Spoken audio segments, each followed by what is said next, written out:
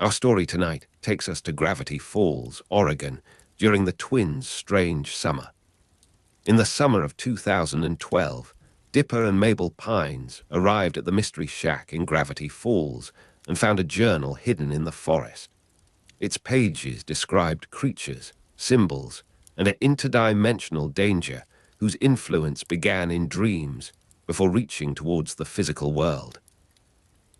At the edge of a forest in Gravity Falls, Oregon, during the summer of 2012, you are standing beneath tall pines while morning mist gathers between the trunks. Damp pine needles soften the ground beneath your shoes, releasing the quiet, resinous scent of the forest. Somewhere beyond the trees, insects make a thin, patient music. The air is cool against your face, though a pale warmth has already begun to filter through the branches. At your feet, half covered by moss and fallen needles, lies a dark blue field journal. Its corners are worn. Its pages have swollen slightly from rain. A narrow symbol is stamped upon the cover, almost hidden beneath a film of earth. You are Dipper Pines, 12 years old, and the summer has only just begun. Beside you stands your twin sister, Mabel Pines, whose bright sweater seems strangely vivid among the grey trunks and green shadows. You have been sent to Gravity Falls by your great uncle Stan Pines, known to everyone around the nearby Mystery Shack simply as Grunkle Stan. The town appears quiet from the forest, but its quietness is not empty. It holds old paths, sealed rooms, impossible creatures, and stories that have never been allowed to finish. The journal is not an ordinary book, and this forest is not an ordinary place. You lift the cover carefully, feeling grit beneath your fingertips as the binding gives a faint, leathery creak. Inside, the first page is crowded with pencil marks, cramped notes, and diagrams of things that should not exist. A many-eyed creature peers from one corner. A long-limbed shape bends around another illustration. Between them, written in a hurried hand, are warnings about anomalies concealed throughout Gravity Falls.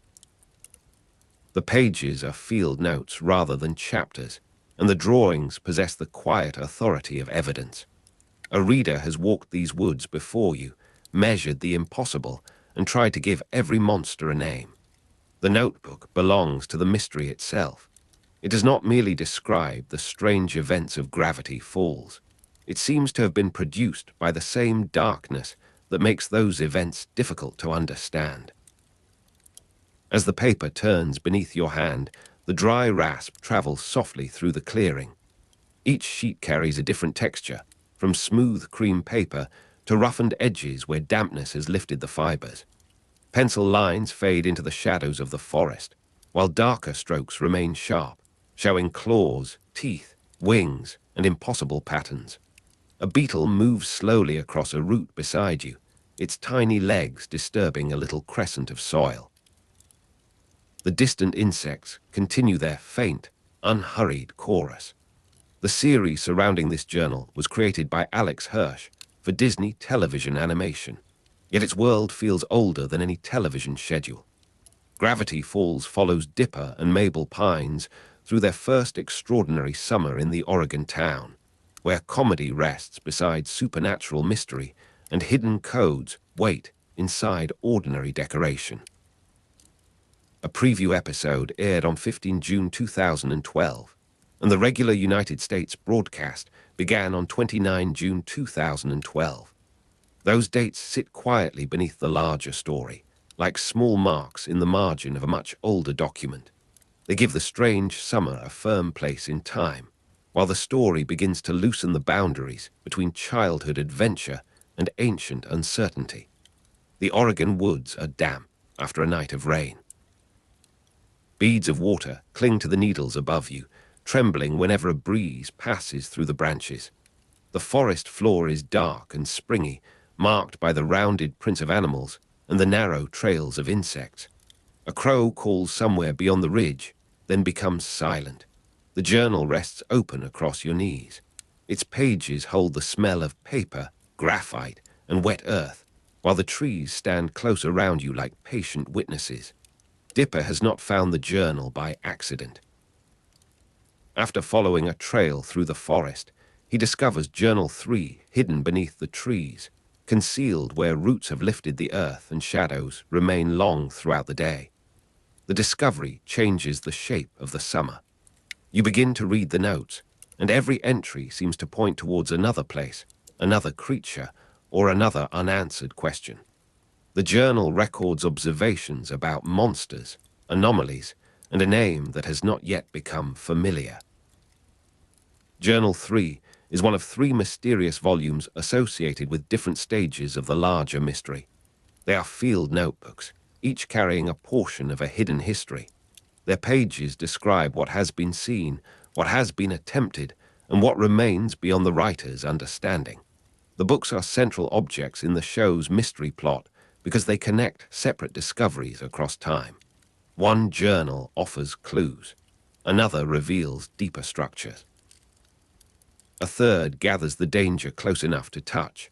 Under the trees, the notebook seems heavier than its size would suggest.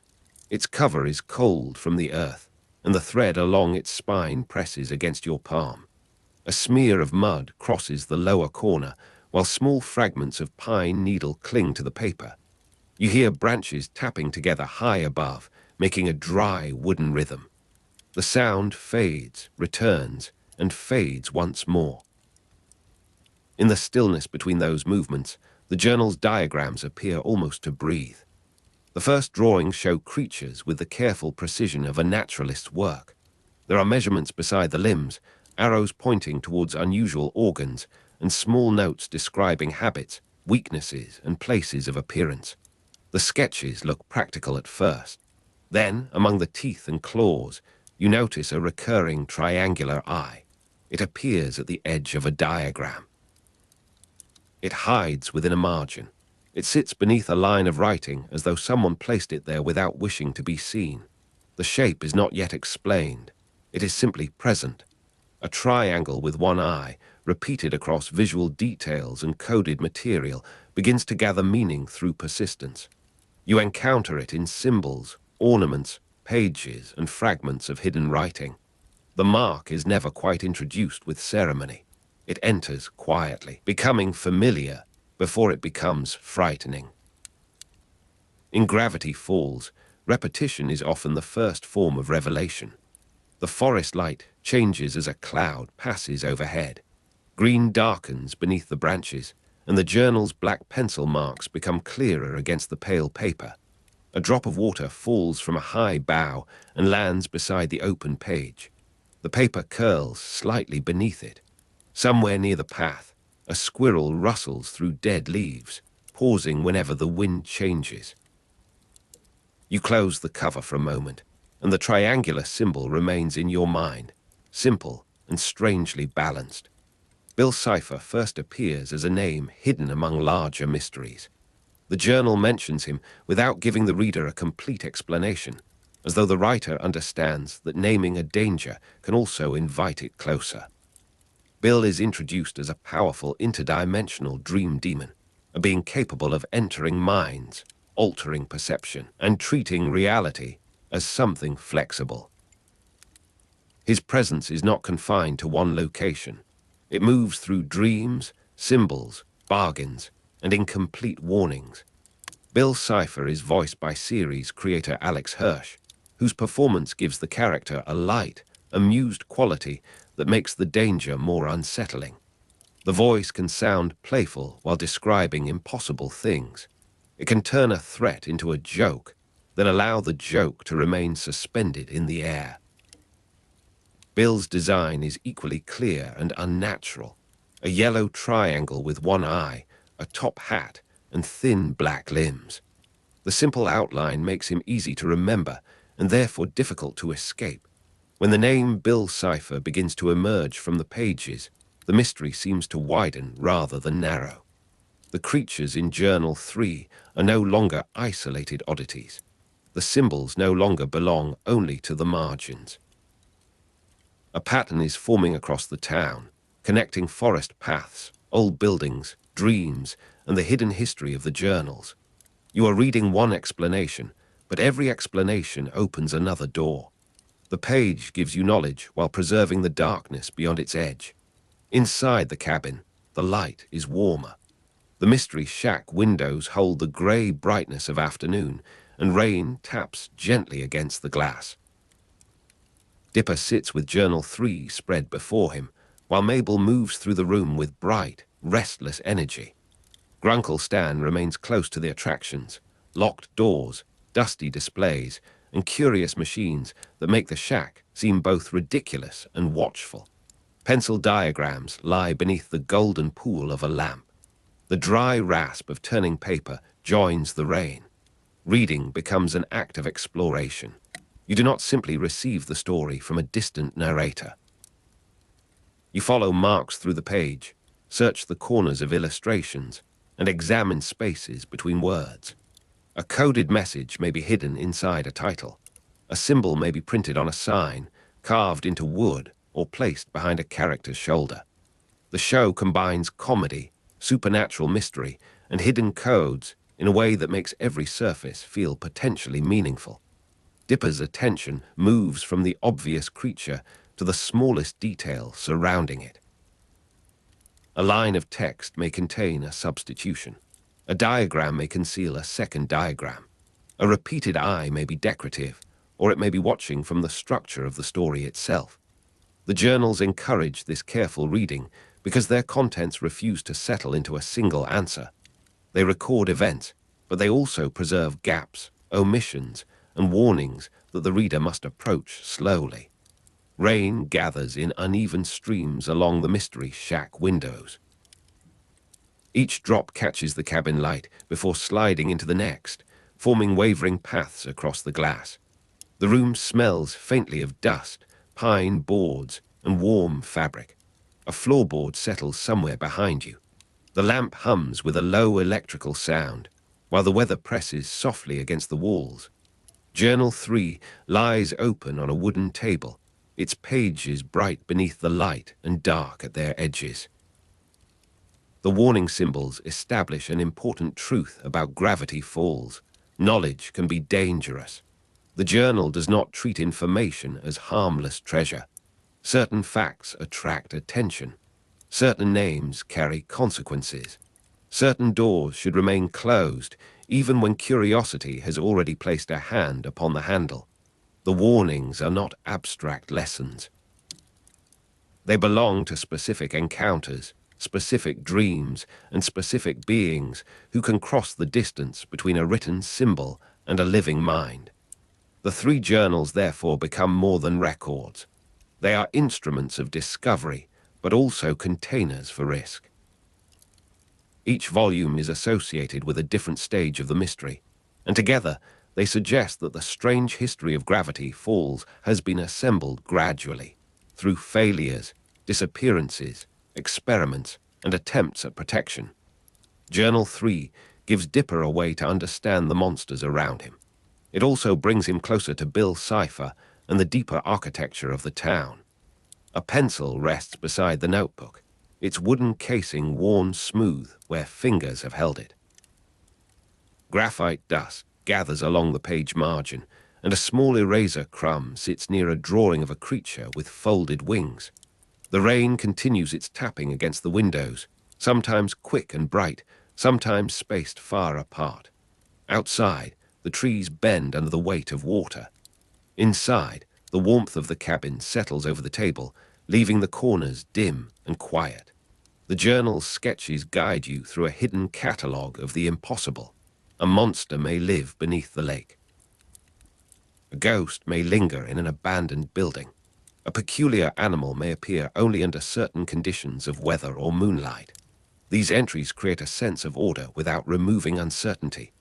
The unknown is measured, illustrated, and given a place on the page, but it remains unknown beyond the lines that surround it. Bill's symbol returns among these records. The yellow triangle with its single eye seems too simple to belong beside complicated accounts of creatures and anomalies.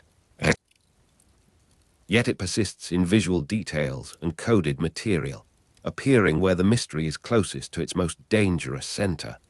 The top hat and thin black limbs make the figure almost comical when drawn on paper. The eye changes that impression. It gives the shape a direction, a focus, and the suggestion that it is looking back. In the cabin, Mabel's laughter drifts from another room, softening the seriousness of the pages without dissolving it. Dipper turns another sheet and finds a new arrangement of lines, arrows, and symbols. His twin sister's presence remains bright and reassuring, while the notebook continues to describe things that resist comfort. The family moves around the mystery in ordinary ways. Someone carries a cup. Someone closes a door. Rain taps the windows. The impossible waits patiently on the table. The show's most lasting tension comes from that closeness between the ordinary and the unexplained. A joke may sit beside a warning. A bright sign may conceal a coded message. A family holiday may unfold around an interdimensional dream demon. Gravity Falls does not separate the strange from the familiar with a clean boundary.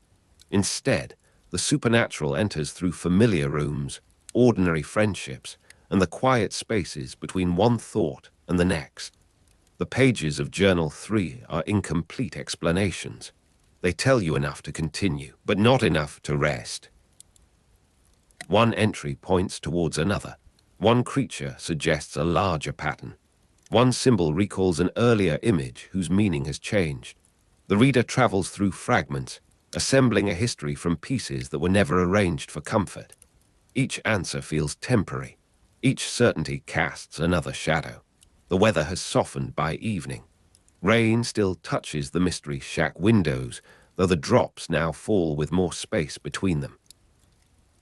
The forest beyond the glass is nearly black, and the wet branches reflect a dull silver light. Beneath the roof, timber gives small creaks as the building cools.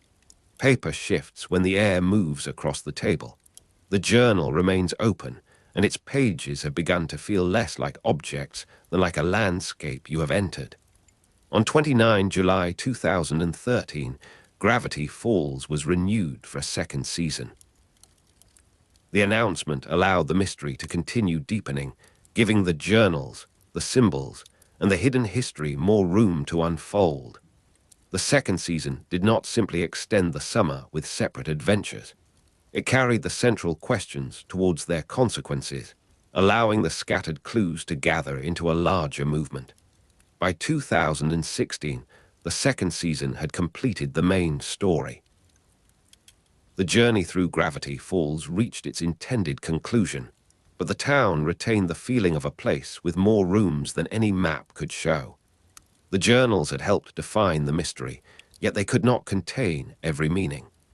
Their pages described monsters and anomalies, Bill Cipher, and the dangers of knowledge, while leaving behind the sense that discovery is never entirely finished. A thin breeze enters through a gap near the window frame, carrying the scent of wet pine and dark soil. The lamp flame is not real, though its shade creates a gentle amber circle across the table. At its edge, the pages turn from cream to brown. The pencil diagrams seem softer now, their lines blurred by distance and tired eyes. Outside, insects begin their evening sounds. The forest no longer feels empty, it feels settled. The mystery is presented through pages, symbols, clues, and incomplete explanations. You move through it as Dipper moves through the town, carrying a notebook whose warnings become part of your awareness. You notice the triangular eye before you understand Bill. You hear the name Bill Cipher before you understand the danger.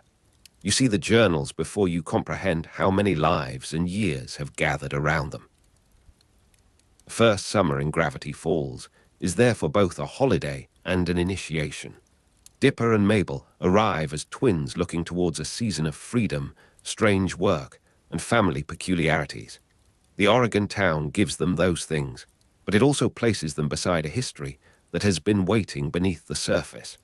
The forest hides Journal 3. The mystery shack hides its own secrets. The symbols move quietly between them, linking the ordinary day to the dreamlike unknown. Now the cabin is almost still. Rain traces the glass. The wooden table holds the journal open beneath a fading pool of light. Damp pine needles lie caught in the tread of your shoes. A moth rests near the window, its wings folded like a small piece of paper. The distant insects continue without urgency. Every sound seems softened by the wet darkness beyond the walls. You return to the first pages and find the creatures waiting there in graphite.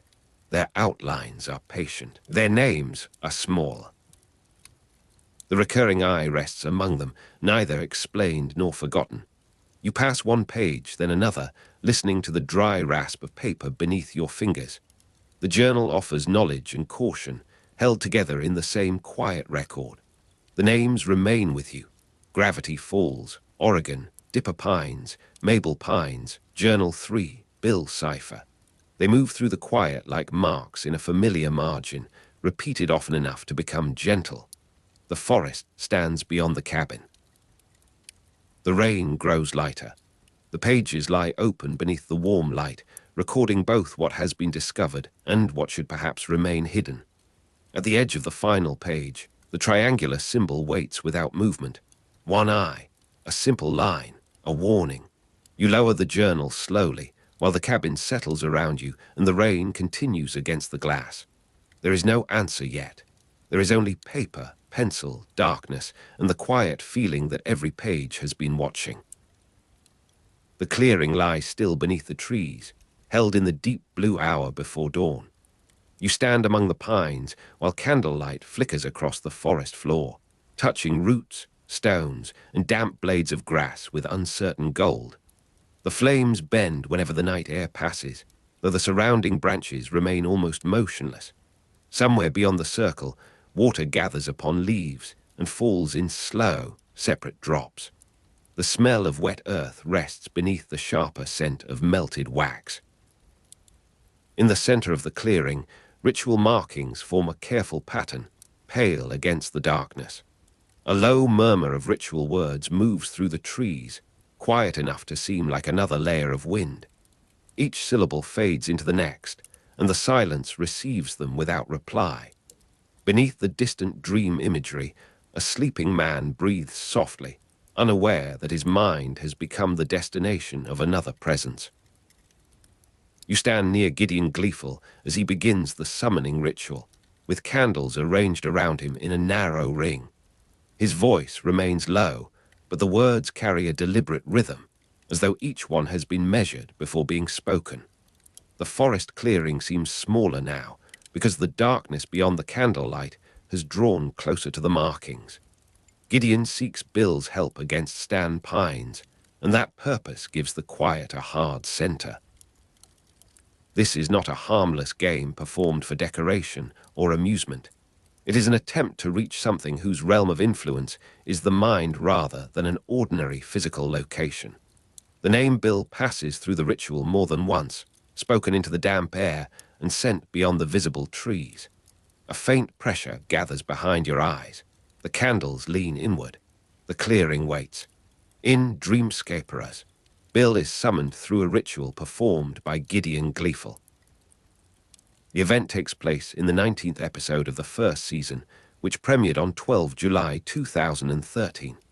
Within the story, however, time behaves less like a line than a door left partly open. You remain near the candles, while the date belongs to the world outside the dream, a fixed mark that helps place the strange encounter within the history of Gravity Falls. The title suggests landscapes made from sleep, and the ritual begins to reveal that meaning. Gideon is not calling Bill into a room, a forest, or a house. He's calling him toward the sleeping mind of Stan Pines. The distinction matters, because physical distance can be crossed by footsteps, while mental distance can be crossed by permission. The low words continue, and the invitation takes shape. A thin breeze moves between the trunks, carrying the cold scent of bark and rainwater. Flame light throws a different version of the trees onto the ground with every small movement. The shadows resemble narrow corridors, then folded staircases, then long walls covered in unseen doors. Their forms change whenever Gideon's voice pauses. Tiny insects circle the brightness, appearing briefly as sparks before disappearing into the dark. The ritual markings look darker near the edges and lighter near the center, where wax has pooled upon the soil. You hear Gideon's breath between the words, quick and shallow, while the forest gives back only the soft creak of branches. Beneath the gathering dream imagery, quiet bedroom breathing continues somewhere beyond the clearing. The breath is steady and ordinary. It belongs to a sleeping body, while the mind attached to that body begins to open. The agreement between Gideon and Bill is an exchange of access for assistance. Gideon offers Bill a way into Stan Pines's mind, and Bill offers help against Stan. The bargain is simple enough to understand, yet dangerous enough to resist being treated as simple. You watch the moment when the arrangement becomes real, not because a contract is signed upon paper, but because a boundary inside the sleeping mind gives way. Bill enters Stan's mind after making an agreement with Gideon, and the crossing has the quality of a guest passing through a door whose lock has been removed. No ordinary road leads there. No gate stands within the forest.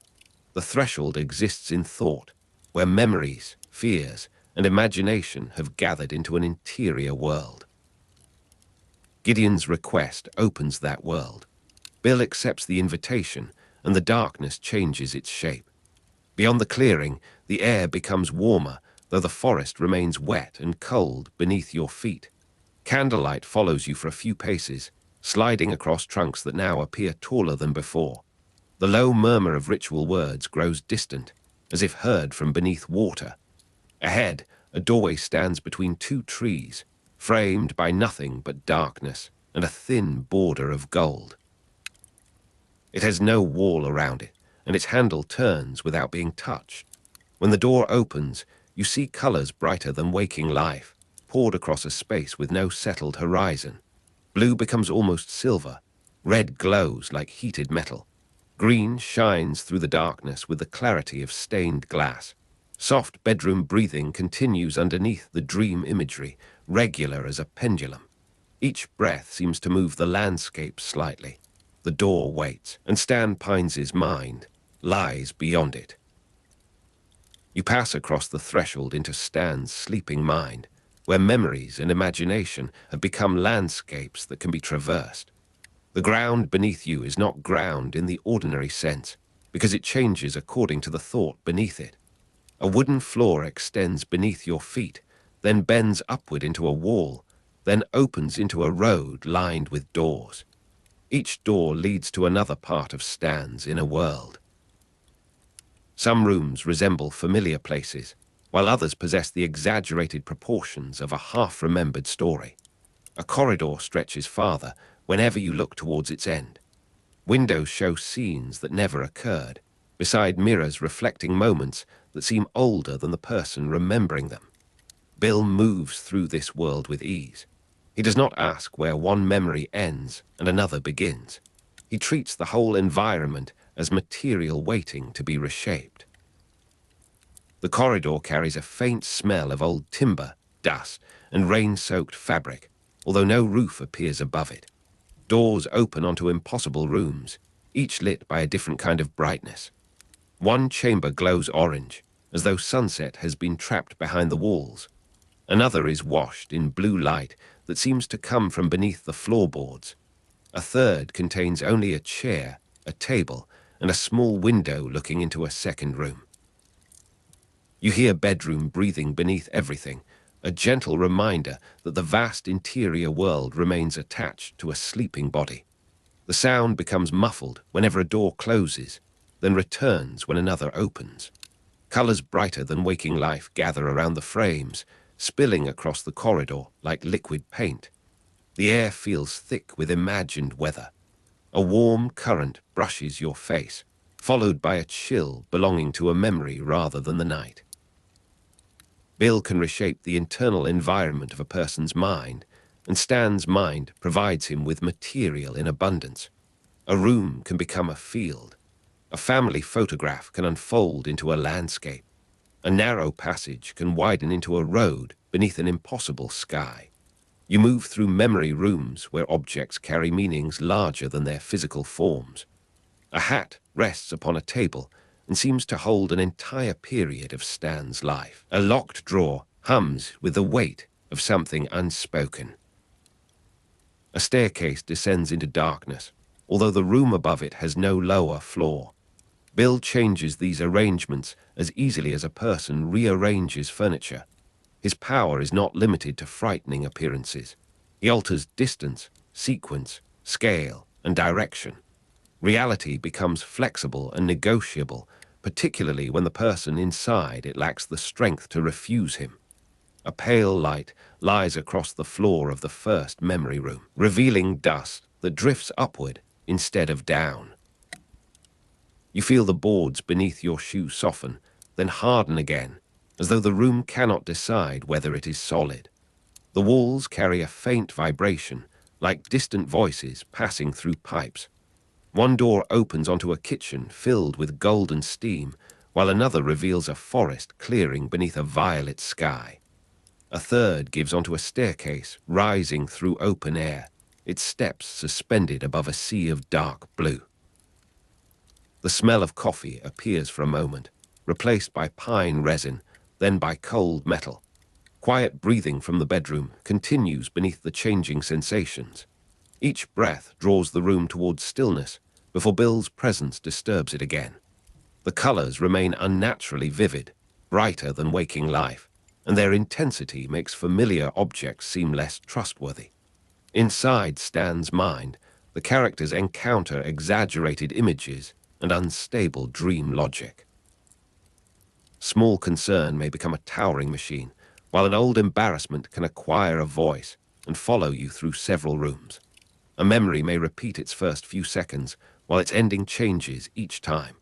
A hallway can return you to its beginning without turning you around. Bill understands these alterations as advantages. He knows that a person searching for certainty becomes easier to guide when every sign points in two directions. Humor helps him control the movement.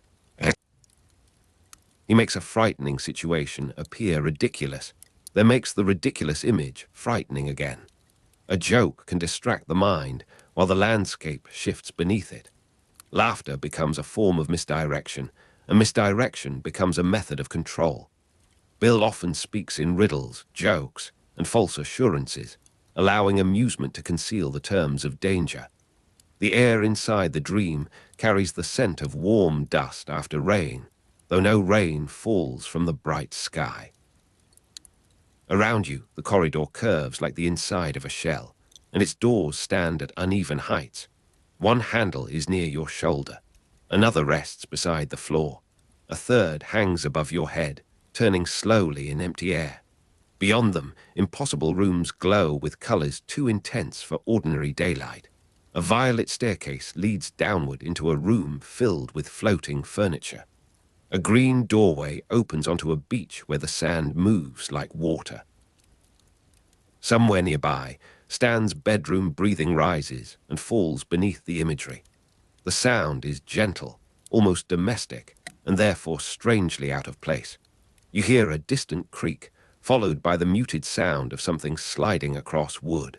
The dream offers no stable explanation. It only supplies another door.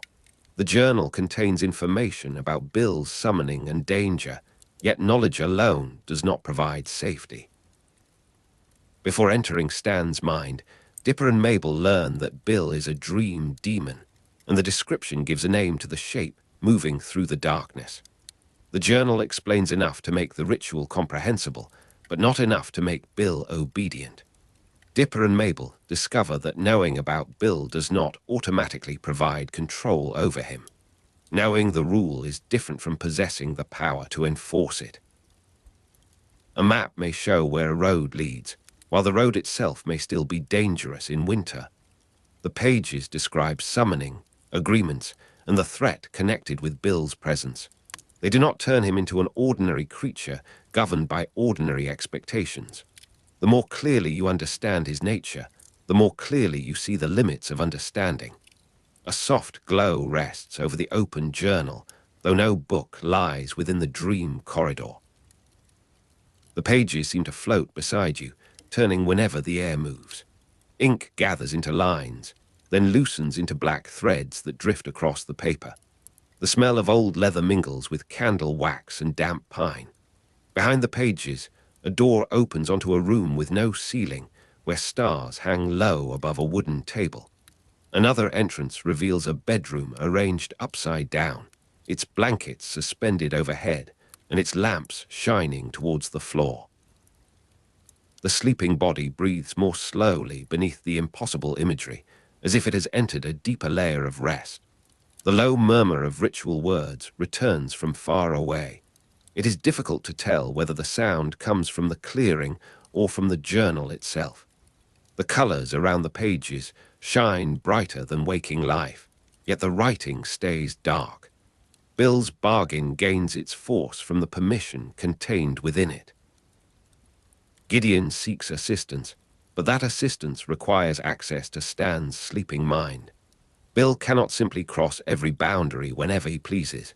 His power appears strongest when a person grants him access, whether through a ritual, an agreement, or a deliberate opening in the mind. Gideon's request creates that opening.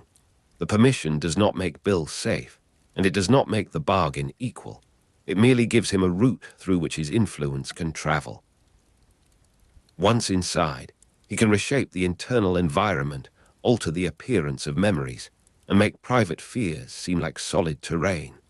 The invitation, therefore, becomes more consequential than the original request.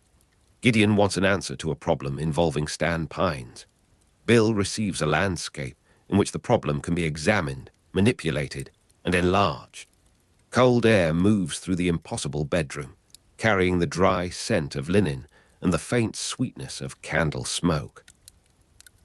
The bed hangs above you, its blankets forming a low ceiling that rises and falls with an unseen breath. Beneath it, a second room stretches into darkness, furnished with chairs facing the wrong direction. A small lamp flickers on a table beside a door painted the color of deep water. When the lamp dims, the walls become transparent, and you see a forest clearing beyond them. The candles stand nowhere you can find, yet their light continues to cross the clearing. The low murmur of ritual words passes through the room like a current beneath a door. Bedroom breathing remains the only steady sound. Everything else changes, from the temperature to the angle of the floor. The dream gives each sensation a physical shape, then allows the shape to dissolve. As Bill moves through Stan's mind, humor becomes an instrument rather than a decoration. He turns threats into punchlines, disguises instructions as playful remarks, and offers reassurance with a tone that makes doubt seem unnecessarily gloomy. A riddle may contain a warning, although the warning is hidden beneath its rhythm. A joke may describe the exact danger approaching from behind. A false assurance may encourage a person to stop resisting at the moment resistance matters most. You hear the lightness in Bill's voice, but the landscape around him obeys with increasing precision. Doors close when he gestures. Staircases shorten when he laughs. A memory loses its proper ending because he has decided that another ending is more amusing. The cheerful manner does not soften his power. It makes the power easier to accept. In a dream, the mind can mistake entertainment for safety. A warm draft crosses the corridor, bringing the scent of polished wood and distant smoke. Dust rises from the floor in small silver spirals, forming brief shapes before falling apart. The walls are covered with painted landscapes, but each painted sky continues moving after the frame has stopped. You see clouds sliding behind mountains, waves breaking on distant shores, and fields bending under an unseen wind. A door opens onto a room filled with red balloons, each carrying a different human voice. Another passage leads to a kitchen where every clock shows a different hour. The sound of soft breathing rises beneath the voices and clocks, steady enough to outlast them all. Colors brighter than waking life gather in the corners, especially around the handles and hinges. The air tastes faintly of copper. Somewhere nearby, wood creaks under a weight that has not yet appeared. The dream setting allows the series to depict abstract fears as physical places, and you can travel through those places as though they belong to an ordinary country. Loneliness becomes a house with one lit window. Confusion becomes a corridor whose doors exchange their positions. Suspicion becomes a room of mirrors, each reflection holding a slightly different expression. The fear itself does not need to be explained when it can be given a floor, a ceiling, and a door.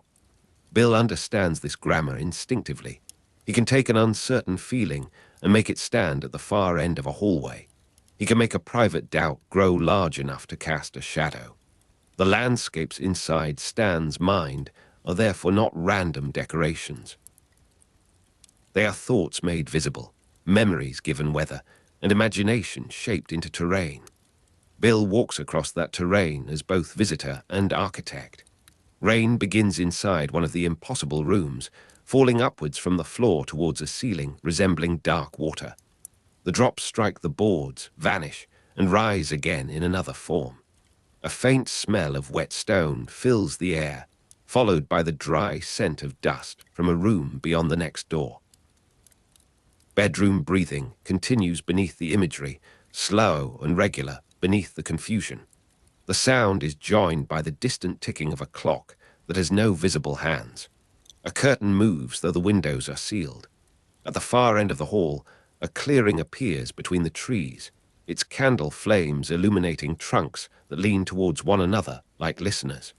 The low murmur of ritual words passes through the rainfall without becoming wet. Every color has an unusual depth. Even the shadows seem to contain distant landscapes. Bill treats reality as something flexible and negotiable, and within the dream, that treatment becomes almost a law of nature. A wall exists until he finds a reason to walk through it. A door remains closed until a promise gives it a handle. A memory belongs to Stan until Bill persuades the mind to surrender its arrangement.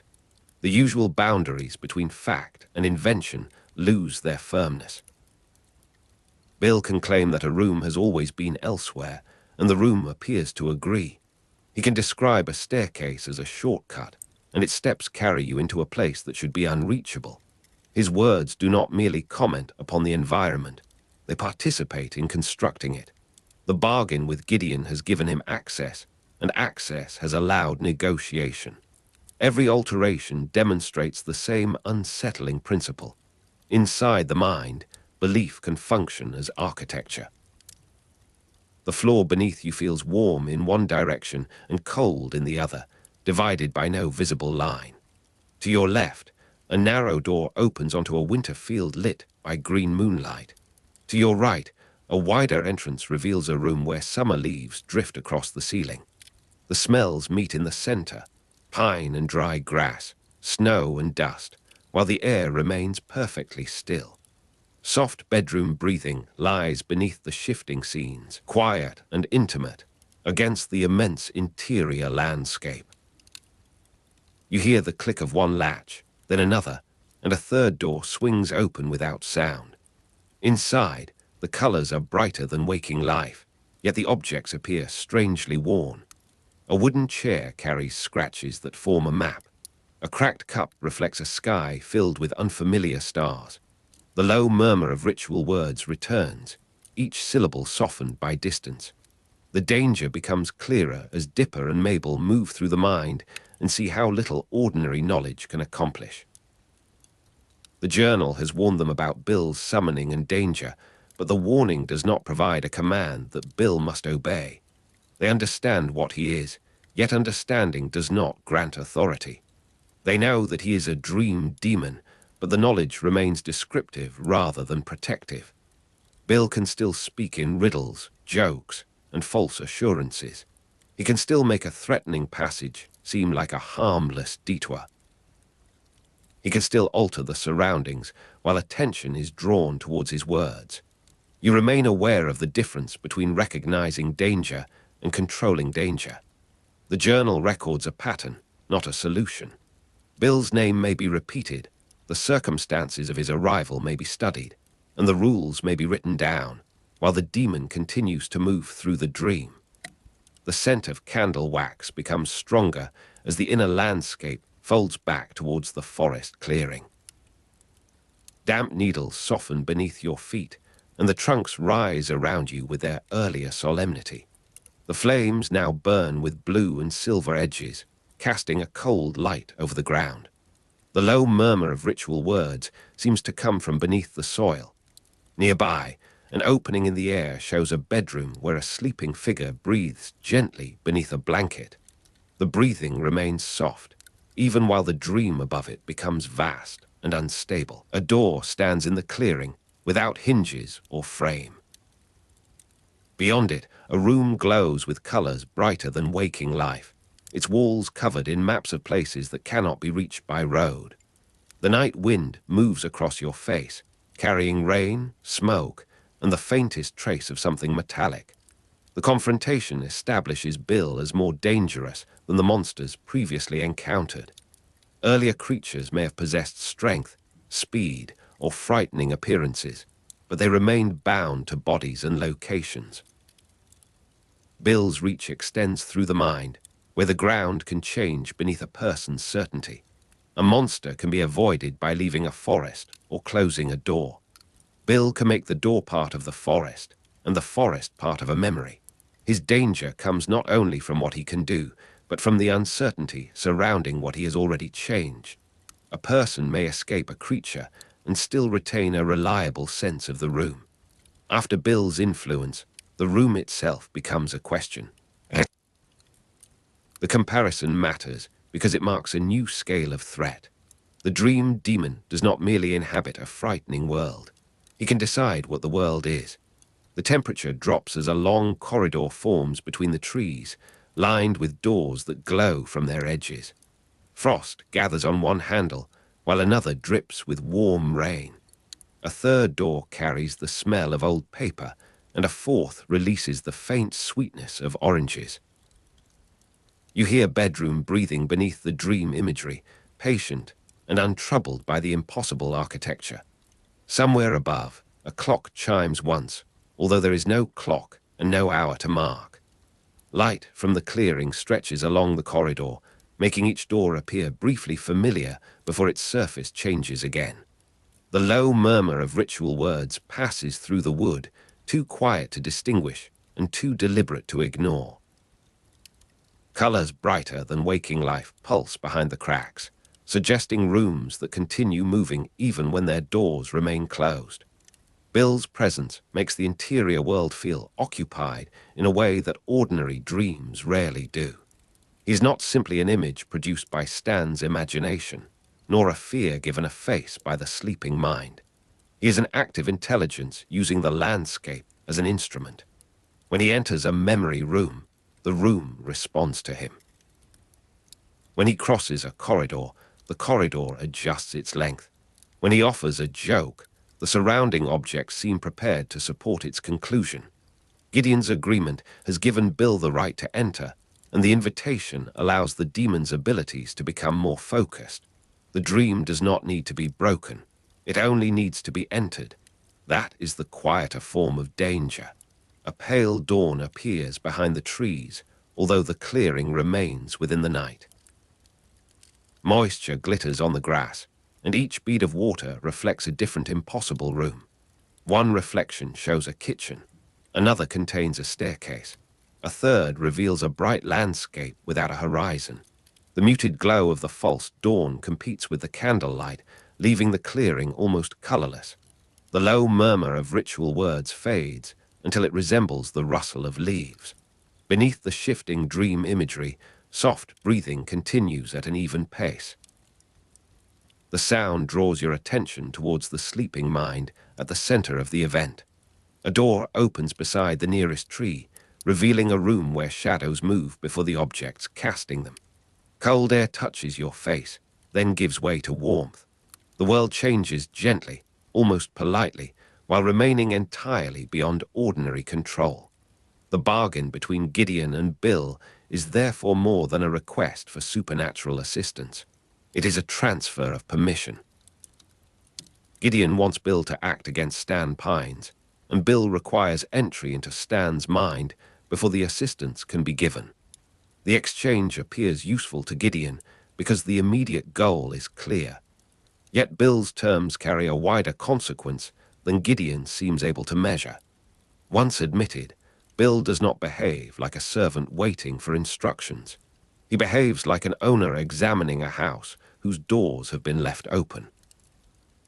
He moves through memories, reshapes imagination, and turns the internal environment into a stage for his own purposes. The assistance may begin with Gideon's request, but the dream belongs increasingly to Bill. Access has become influence, and influence has become control.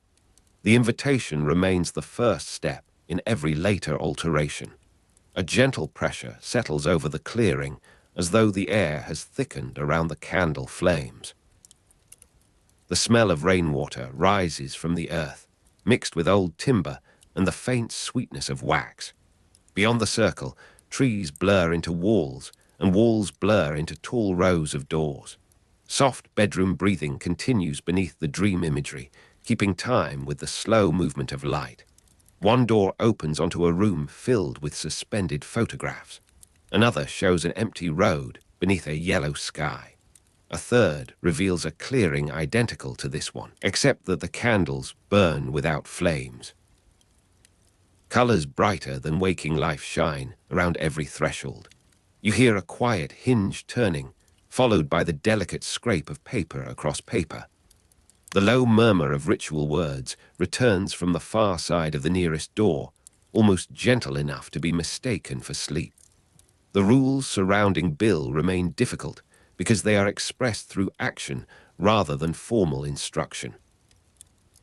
You see that he can enter after an agreement, reshape a mind once inside, and gain strength from permission granted by another person. You see that the journal contains information about his summoning and danger, while Dipper and Mabel discover that information does not automatically provide control. You see that Bill's humor can conceal commands, and that his riddles can make uncertainty feel entertaining. The pieces form a pattern, though the pattern does not offer comfort. Bill is a dream demon whose realm of influence is the mind. He does not need an ordinary castle, cave, or forest from which to rule. The private interior of a sleeping person can provide every corridor, landscape, and locked room required. The mind itself becomes his territory when access has been given. The final corridor is quiet enough for every small sound to become distinct. A candle wick bends and gives a faint, dry hiss. Water slips from a branch onto the leaves below. Somewhere behind the doors, a chair scrapes across a floor that may not exist. Bedroom breathing remains beneath the dream imagery, calm and continuous beneath the strange movement of the mind. The colors begin to soften, though they remain brighter than waking life. Blue settles into gray. Gold becomes pale amber. Violet fades towards the color of dusk. A door opens onto the original clearing, where the ritual markings lie undisturbed, and Gideon's words have nearly vanished into the air. Cold moves across your face once more, carrying wet bark, smoke, and distant paper. The silence does not feel empty. It feels occupied by the possibility of another entrance. The uneasy rule is simple enough to repeat, though its consequences remain difficult to contain. A dream demon needs an invitation before he can enter. Bill is summoned through Gideon's ritual because Gideon creates the opening. Bill enters, stands mind, because an agreement gives him access. Without that permission, the threshold may remain closed, and the demon's influence cannot take its usual path into the sleeping world. The rule offers a boundary, but it is a boundary that depends upon judgment. A person may invite danger while believing that only assistance has been requested. A bargain may sound narrow while granting access to the deepest rooms of the mind. The journal may describe the risk without providing control. Dipper and Mabel may understand the rule without being able to command the creature who follows it. The invitation protects the boundary only until someone decides to open it. The forest clearing rests beneath the last traces of night, and the candlelight crosses the ground with a tired, patient glow. The low murmur of ritual words has gone, leaving only the delicate movement of leaves and the soft disturbance of distant rain. Beneath the dream imagery, bedroom breathing continues, gentle and regular, returning the world to a quieter shape. Doors remain among the trees, but their edges are fading. Impossible rooms close one by one, carrying away their bright colors and unstable skies. The scents of wax, wet earth, old wood, and cold air mingle briefly before separating into the ordinary smell of the forest. You stand at the threshold and see no figure waiting beyond it. Yet the absence does not erase what has happened. Somewhere inside Stan Pines' sleeping mind, a door has been opened, and Bill knows the way through. Gideon's desire for control begins in a room where the air has grown stale around his ambition. You stand near the ritual circle, watching wax cool beside its drawn lines, while the smell of dust settles over the old furniture and darkened windows. Gideon wants power over Stan Pines, and the wish has sharpened until every thought points towards the same locked door. He does not summon Bill merely for amusement, nor because an ordinary spell has failed. He calls across the boundary of sleep because he believes another mind can provide the leverage he lacks. The figure who answers appears convenient, like a key found upon a table. Bill offers exactly what Gideon wants: knowledge of Stan's weaknesses and a path into the private country of his thoughts.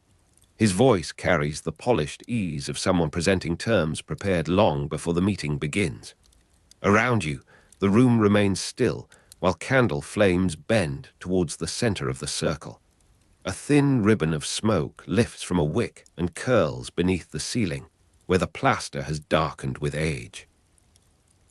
Somewhere beyond the walls, footsteps echo along a corridor that cannot belong to the little room. Bill does not describe himself as a conqueror. He behaves instead like a broker, arriving with access, assistance, and information that Gideon cannot obtain alone. The arrangement is presented as a bargain, and this language gives Gideon the comforting impression that both sides possess something worth exchanging. The offer seems simple enough to Gideon. Bill will enter Stan's dreams, uncover what has been hidden there, and help Gideon gain power over the older man. In return, Gideon grants permission for the intrusion, although the exact boundaries of that permission remain soft, shifting, and deliberately unclear. A sudden hush gathers before the dream changes shape. The candlelight loses its yellow warmth, and the walls seem to recede into a darkness without distance. Dust lies upon the floorboards like pale flour, while cooling wax hardens into small ridges beside the ritual markings. That quiet agreement reveals the first principle of Bill's power. He does not need to seize every door by force when someone can be persuaded to open it. Permission allows him to appear invited, and an invited presence may pass further into a mind before its danger becomes visible. You watch Gideon accept the arrangement, though Bill's promise never settles into a clear sentence. The words suggest help without defining its cost, offering results without explaining what Bill will consider sufficient. Each phrase carries a second meaning beneath the first, like a trap beneath a carpet. Beyond the ritual room, night presses against the glass with patient darkness. The old house gives small sounds beneath its silence: a settling beam, a distant tap, and the faint scrape of something moving where no corridor should exist. Bill's laughter has vanished, but its shape remains in the air. To enter a dream is not necessarily to own the dreamer. That distinction becomes important once Bill crosses into Stan's mind, because the dream world grants him remarkable freedom while refusing to become entirely his possession. He can alter appearances, summon rooms, and arrange memories, yet the mind itself remains contested ground. You find yourself walking through an interior made from recollection and invention. The floor changes from polished wood to soft grass, then to a carpet patterned with faded stars.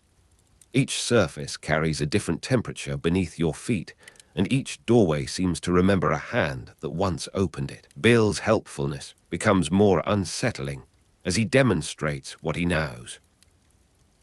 He reaches private memories that Stan has concealed even from those nearest to him. Handling them, as though they were objects laid out for inspection. Information is not merely something Bill possesses. It is one of his principal forms of power. A smell of old paper moves through the dream, mixed with dust, varnish, and the faint sweetness of something forgotten in a cupboard. Portraits hang along the walls, although their faces turn away whenever light touches them. From behind one closed door comes a slow series of footsteps, echoing through a corridor that should not be there. Bill can reveal a secret, guide a visitor through a locked memory, or offer assistance precisely when confusion becomes unbearable. In exchange, he asks for permission, cooperation, or a small concession whose importance is obscured by the convenience of the immediate reward. Gideon's agreement does not make Bill loyal to him. It gives Bill a route into Stan's mind, and that route serves Bill's purposes as much as it serves the boys. The bargain is therefore not an alliance between equals, but a temporary overlap between two ambitions directed towards different futures. The dream settles into a grey afternoon, though no sun hangs above the sky. Damp air rests against your face, and the ground gives slightly beneath each step, as though the soil has been mixed with velvet. Far away, a door closes softly, and the sound travels through the empty landscape. Bill's promises remain ambiguous, because ambiguity keeps every later demand available. If Gideon imagines that help means obedience, Bill can interpret the word as guidance.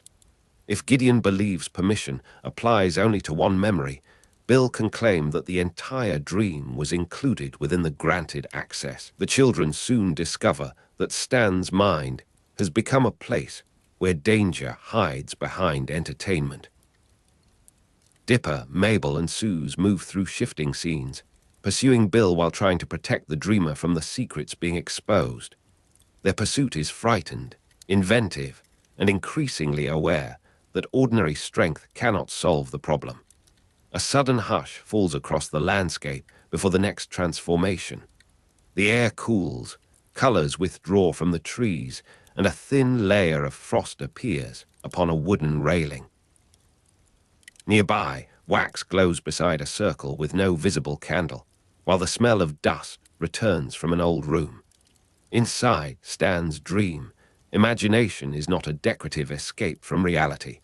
It is a working force capable of changing the rules Bill has arranged. Dipper, Mabel, and Suze begin to understand that the same creative freedom making the dream unstable can also be used defensively. Dipper studies the patterns of the shifting world, searching for limits beneath its impossible surfaces.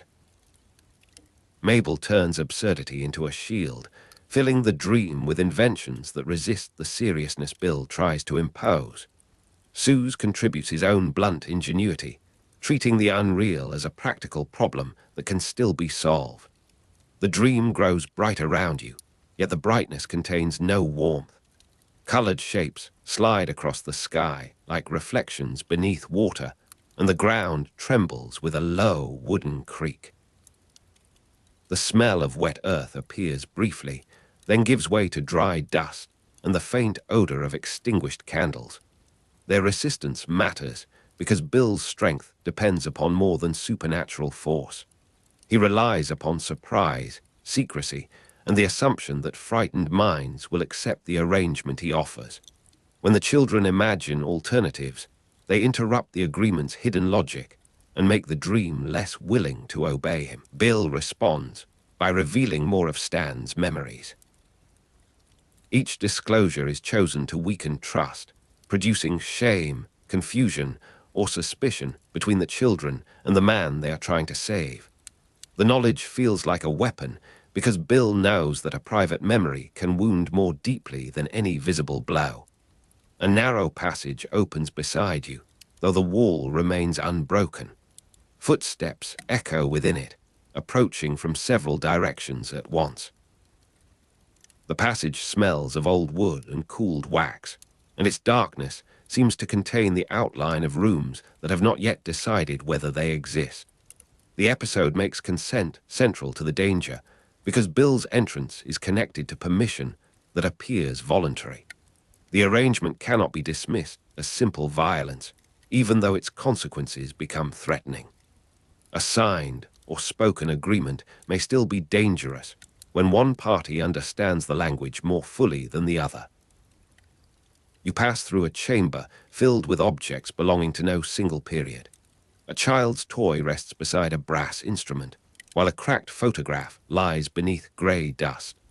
Beyond the far wall, morning light seems to glow, although the dream remains enclosed in night. The distinction between entering a dream and owning its dreamer gradually becomes the children's advantage. Bill can move through Stan's memories, but he cannot make every memory agree with him. Stan's mind contains contradictions, evasions, and emotional rooms that resist conversion into useful territory. Dipper, Mabel, and Suze press those contradictions into service. They use familiar details, ridiculous inventions, and unexpected changes of scale to disturb the architecture Bill has built. Their imagination does not destroy the dream. It makes the dream answer to more than one will. Cold air crosses your face as a staircase rises through the darkness. The steps are covered in fine grit, and each one gives a different sound beneath your weight. At the top, a door waits beside a pool of dim light, while footsteps retreat beyond it. Bill's confidence begins to show small fractures, though his manner remains amused. He continues offering explanations and convenient routes, as if the contest were still a conversation whose terms he could revise. His threatening presence survives within the appearance of assistance, keeping the children uncertain. The bargain with Gideon now reveals its deeper weakness. Bill has fulfilled the broad shape of his promise by entering Stan's mind and exposing what lies within, but nothing requires him to protect Gideon's interests afterwards. Cooperation has never meant loyalty, and access has never meant ownership. The dream becomes almost silent around you. Dust hangs in the air without falling, and the scent of wet earth fades beneath the dry odor of an unused attic. For one suspended moment, every doorway remains still, as though the entire mind were waiting for a decision. Imagination turns from escape into defense. The children construct possibilities faster than Bill can close them, using Stan's inner world against the intruder who believed he had mastered it. Their inventions are not powerful because they are realistic. They are powerful because Bill cannot completely predict what they will make. Dipper reaches for the hidden structure beneath the confusion. Mabel fills the spaces between fear and laughter, and Suze holds the group together through the practical courage of refusing to surrender. You see their ideas overlap until the dream becomes crowded with competing rules. The walls brighten with a weak silver glow, resembling morning light returning to a dark bedroom. A cool smell rises from the floorboards, carrying rain, old timber, and the last trace of candle smoke. Somewhere behind you, a door shuts without anger, and its echo disappears into sleep. Bill is eventually forced out of Stan's mind. The children do not defeat him by overpowering every part of his being, but by making the dream inhospitable to his continued presence. Their combined imagination denies him the stable ground required to maintain control. Yet Bill chooses to let the confrontation end rather than being permanently defeated there. His departure carries the measured quality of a retreat made by someone who has learned something valuable. He withdraws because the moment no longer favors him, not because his larger purposes have disappeared. The interior world loosens around you. Bright colors drain from the walls, impossible rooms fold into narrow shadows, and dust settles over everything like a thin blanket. Footsteps echo once more through the impossible corridor, then fade before reaching the nearest door. Bill's survival preserves him as a continuing threat. The dream has rejected him, but the bargain that admitted him remains part of the story's memory. His knowledge of private minds, talent for exploiting permission, and comfort with unclear promises all survive the encounter. Morning light returns slowly to Stan's dark bedroom. It touches the curtains first, then the edge of a table, then the folded fabric near the bed. The room smells of cooling wax, old dust, and ordinary wood that had been hidden beneath the dream. The quiet after waking does not erase the consequences. Stan still carries whatever memories Bill uncovered, while Gideon has learned that the being he summoned cannot be treated as a servant. The children have escaped with greater understanding, though understanding itself has become another burden. You stand beside the bed as the last shadows withdraw from the corners. The sheets are creased, the floor is cold, and a faint line of sunlight lies across the boards. No impossible doorway remains visible, yet the mind has not returned to innocence. Dreamscaperers links dreams with vulnerability because sleep lowers the ordinary barriers between private thought and outside influence. It joins dreams with secrecy because hidden memories become accessible within the altered landscape. It connects dreams with memory because the past can be rearranged, displayed, and weaponized without losing its emotional force. The old room grows warmer as daylight advances. Wax hardens beside the ritual circle, holding the shape of a promise that was never as simple as it appeared. Dust rests along the skirting boards, and the house begins to make its familiar morning sounds. Bill's bargains also foreshadow the larger contract surrounding Ford's research. The same concern returns whenever knowledge is exchanged for access, and whenever assistance is offered beneath words that conceal their complete meaning.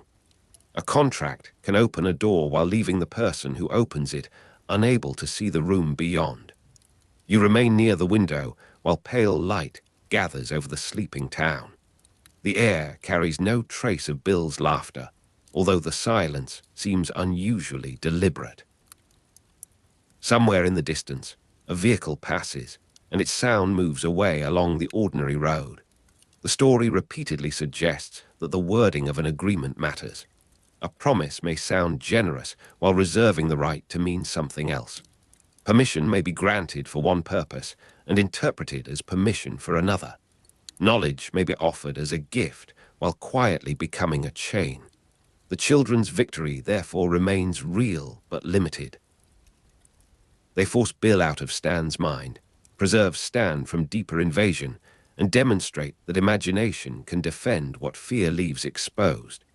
Even so, the terms of the original bargain have not vanished, and Bill has not forgotten the path he traveled.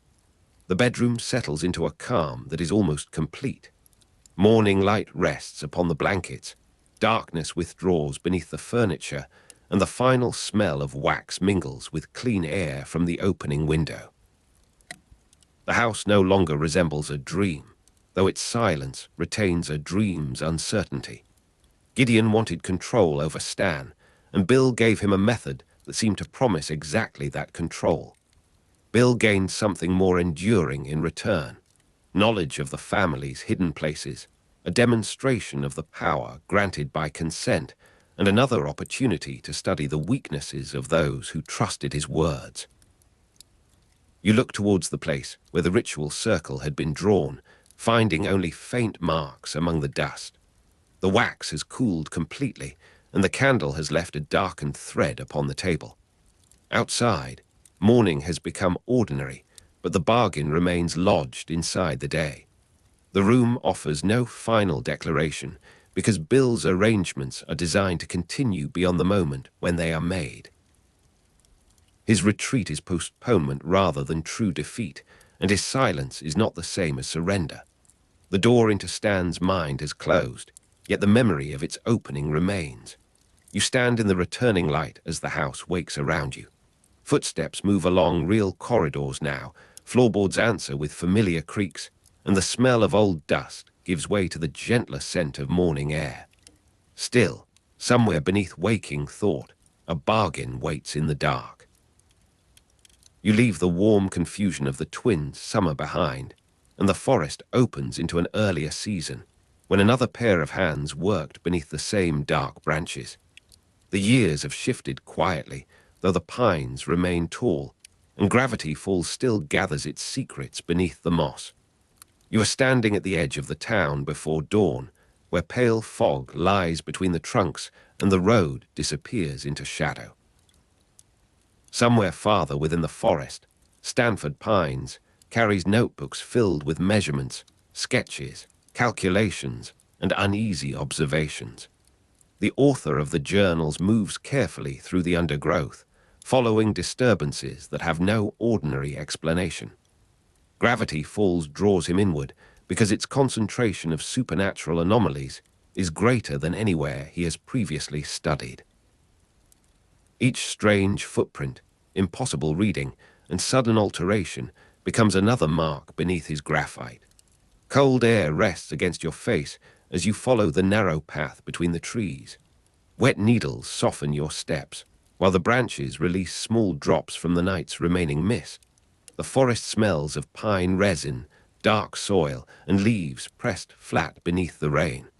Fog gathers in low folds around the roots, turning familiar trunks into pale columns that fade a few yards away. In the distance, a woodpecker touches the morning with slow, measured tapping. The sound travels through the quiet and seems to come from several directions at once. Beneath the natural hush, you can almost feel the hidden disturbances that Ford has begun to catalogue. Their presence is not loud, yet the forest appears to hold itself with unusual attention, as though every branch were listening for the next impossible event. Ford's early work is patient rather than dramatic, and the journals preserve this patience in lines of compact handwriting. You see him crouched beside a stream where the water flows uphill for several seconds each evening. A thermometer lies in the mud, its glass clouded by cold, while a compass turns slowly without finding north. He notes the exact hour, the position of the moon, and the names of every nearby plant. Stanford Pines does not yet understand the full pattern, but he recognizes that the anomalies are connected by their location. Gravity Falls has become a place where the ordinary laws of nature loosen at their edges. His research grows wider each week, and his notebooks become the scientific and personal record of an investigation that will eventually reach far beyond the forest. Every discovery draws him nearer to a machine he has not yet built. A thin grey light settles over the clearing, revealing stones glazed with moisture and ferns bent beneath their own weight. You can hear the stream before you see it, making a delicate sound beneath the low branches. Its surface reflects the sky in broken strips, though the water seems darker than the open air above. Near the bank, the cold has entered the metal of Ford's instruments, leaving them numb beneath your imagined fingertips. Graphite dust marks the pages where his pencil has been sharpened repeatedly against a small blade. The dust clings to the creases of his gloves and gathers along the edge of the notebook. Around you, the forest remains still except for the distant tapping, the soft drip of water, and the almost inaudible movement of fog pressed between the trees. As the months pass, Ford builds a private map of Gravity Falls and marks each anomaly with a careful symbol. You stand beside him while the map expands across the wall of his forest laboratory. Red lines connect locations where time behaves strangely, where animals speak in human voices, and where reflections continue moving after their owners have stopped. His concentration becomes a kind of shelter, protecting him from the uncertainty surrounding the work. Yet the larger the pattern becomes, the less it resembles a collection of accidents. Ford begins to suspect that the anomalies are openings, traces, or wounds left by contact with another dimension. The possibility is both frightening and intellectually irresistible. His research turns steadily towards what lies beyond the visible world, and towards the means by which that hidden place might be reached. Inside the laboratory, oil has soaked into the wooden benches and darkened their surfaces. Electrical heat lingers around coils, switches, and glass tubes, giving the air a faint metallic sharpness. You are standing near the windows, where fog is pressed against the panes like damp wool. The glass trembles whenever the old heating pipes awaken beneath the floor. Shelves hold jars of specimens, folded charts, spare wire, and books whose spines have been repaired with cloth. A single lamp spreads yellow light across Ford's instruments, leaving the corners in gentle brown darkness. Beneath the boards, a machine hums softly, though the device is still incomplete. Its vibration passes through your soles and rises into your legs, steady as distant breathing. Every surface bears evidence of work that has continued long after the forest outside has fallen silent. The idea of a portal begins as a collection of diagrams, equations, and uncertain remarks in the margins. You watch Ford draw circles within circles, placing symbols at measured intervals around a central opening. He intends to build a portal to another dimension, though he does not yet know whether its destination can be survived. His research is connected to the project from its earliest stage, because the anomalies of gravity falls provide clues about dimensional boundaries. The forest becomes both laboratory and evidence. Ford tests materials that respond to unusual energy, studies the behavior of light near charged objects, and compares his findings with records gathered from distant worlds. The machine grows from theory into timber, metal, wire, glass, and immense mechanical patience. Each addition brings the imagined crossing closer to physical form. You smell hot oil beneath the sharper scent of electricity, and a faint warmth rises from the unfinished apparatus. Metal braces stand around the empty center, their surfaces cold where the lamp does not reach. Cables trail over the floor in careful bundles, while small tools rest beside screws, washers, and curled lengths of copper. The portal has no open doorway yet, only a dark arrangement of supports, awaiting its final parts. When the generator starts, the room fills with a low tremor that disturbs the dust along the window ledge.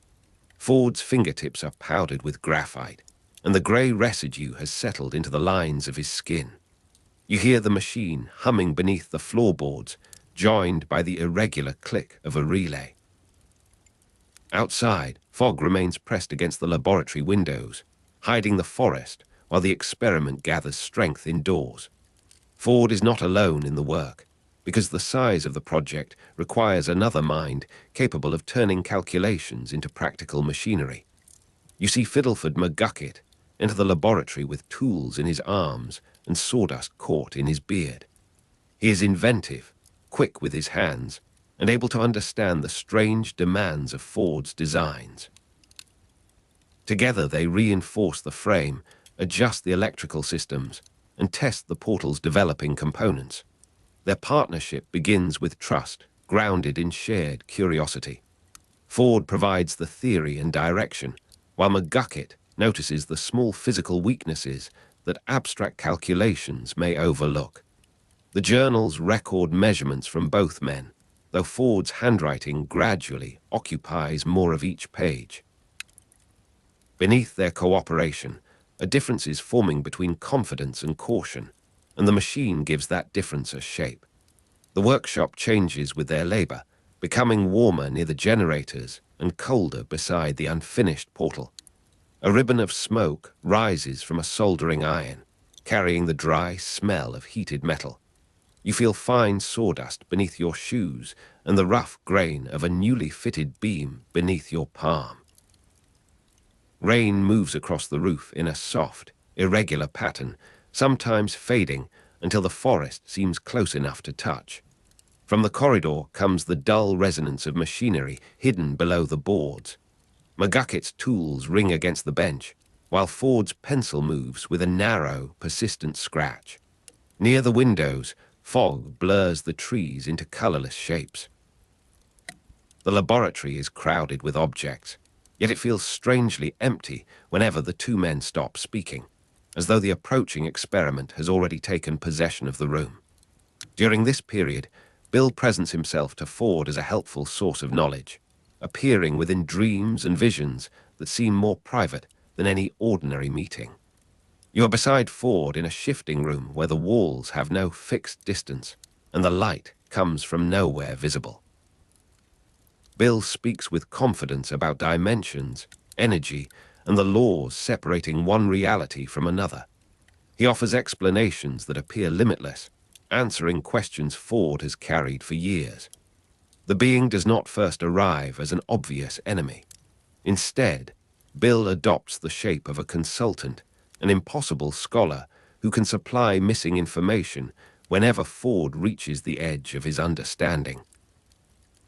Their relationship is built on manipulated information because every useful answer conceals a larger intention. Ford receives knowledge, yet that knowledge bends his decisions towards the portal. Dreams leave behind no reliable floor beneath your feet, and the vision dissolves into a pale corridor filled with weightless dust. You move through it beside Ford, while shapes pass beyond translucent walls. Some resemble stars seen through deep water, while others appear as unfamiliar eyes opening and closing in the dark. Bill's voice travels without direction, smooth and cheerful in its certainty. The air has no temperature, though a chill remains along your hands. When the scene changes, you find yourself inside the workshop, where the warmth of electrical equipment feels almost painfully real.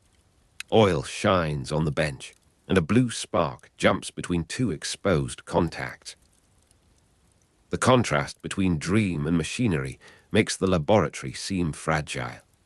Bill's visions offer vastness, while the portal remains a construction of bolts and wire beneath the cold forest fog. Ford begins to use Bill's information when selecting materials, arranging symbols, and deciding how much energy the portal can withstand. You see the new diagrams spread across the work tables, their lines more confident than the earlier drawings. Several symbols appear in the margins without any recorded source, and the equations contain steps Ford cannot fully justify. He tells himself that discovery often requires accepting temporary uncertainty. The portal's purpose becomes increasingly connected to Bill's desire to cross into the physical world, although that desire is concealed beneath promises of contact, understanding, and shared exploration. Ford believes he is opening a door towards knowledge. Bill understands that he is helping prepare a passage into a world where thought can take material form. The difference between those intentions remains hidden inside the calculations, where a small alteration can change the fate of an entire machine. The metal ring grows taller each day, rising above you like the frame of an enormous unfinished clock. Its surface is marked by fingerprints, grease, and pale scratches left by repeated adjustments. Near the base, warmth from the cables meets the cold of the steel and creates beads of moisture. You hear a generator turning somewhere behind the wall, its rhythm slow and dependable. A faint burnt smell lingers around the electrical housing, softened by damp air entering through the window seams.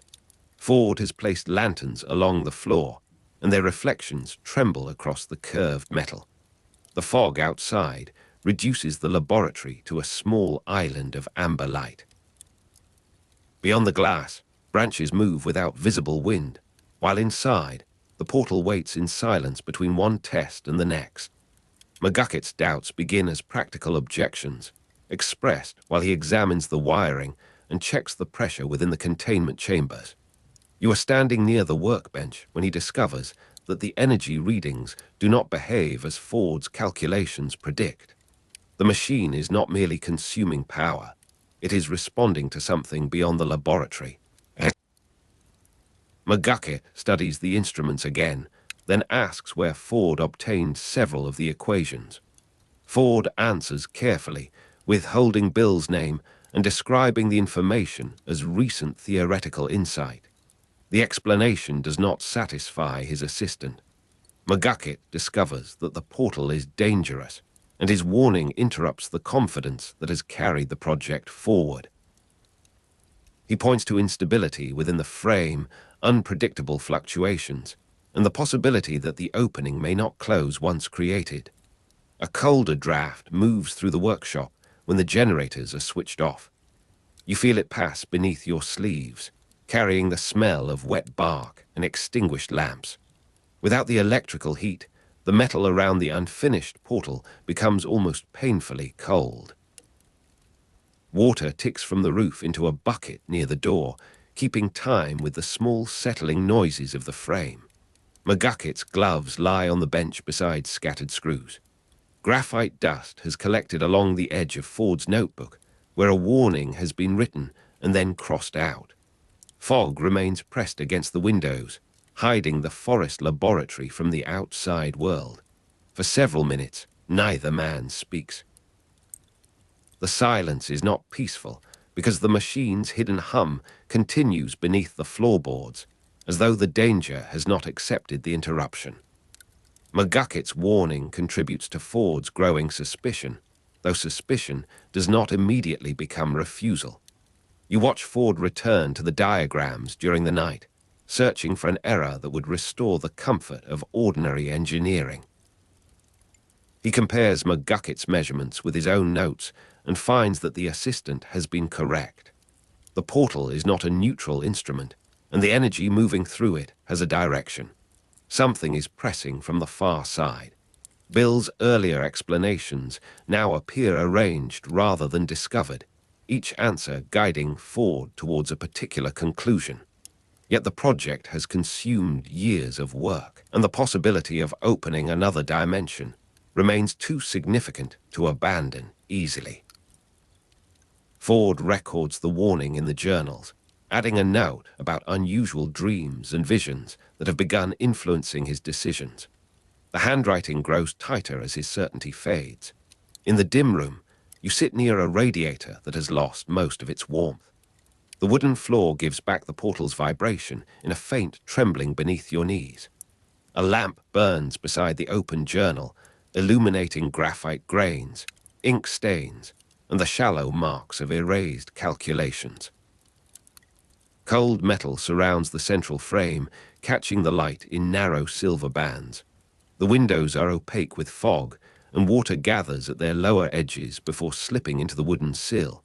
Somewhere beneath you, a relay clicks twice and then falls quiet. The air tastes faintly of copper and dust.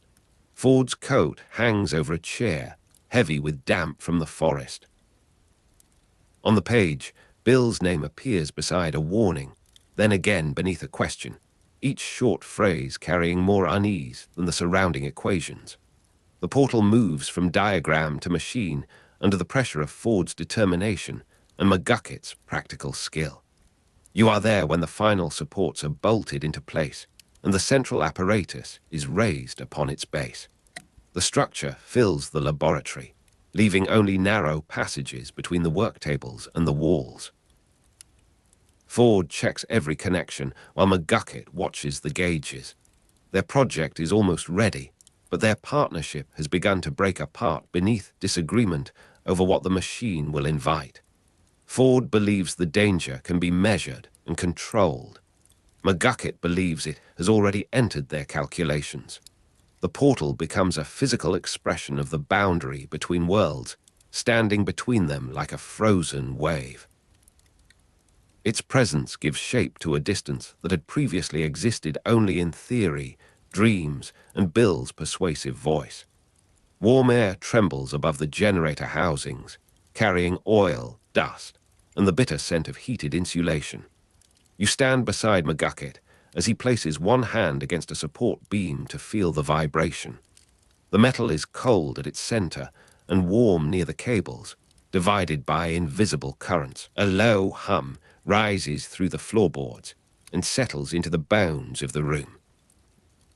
Lantern flames bend whenever the power increases, though no window is open. Fog presses against the glass in thick white layers, and the forest disappears entirely beyond it.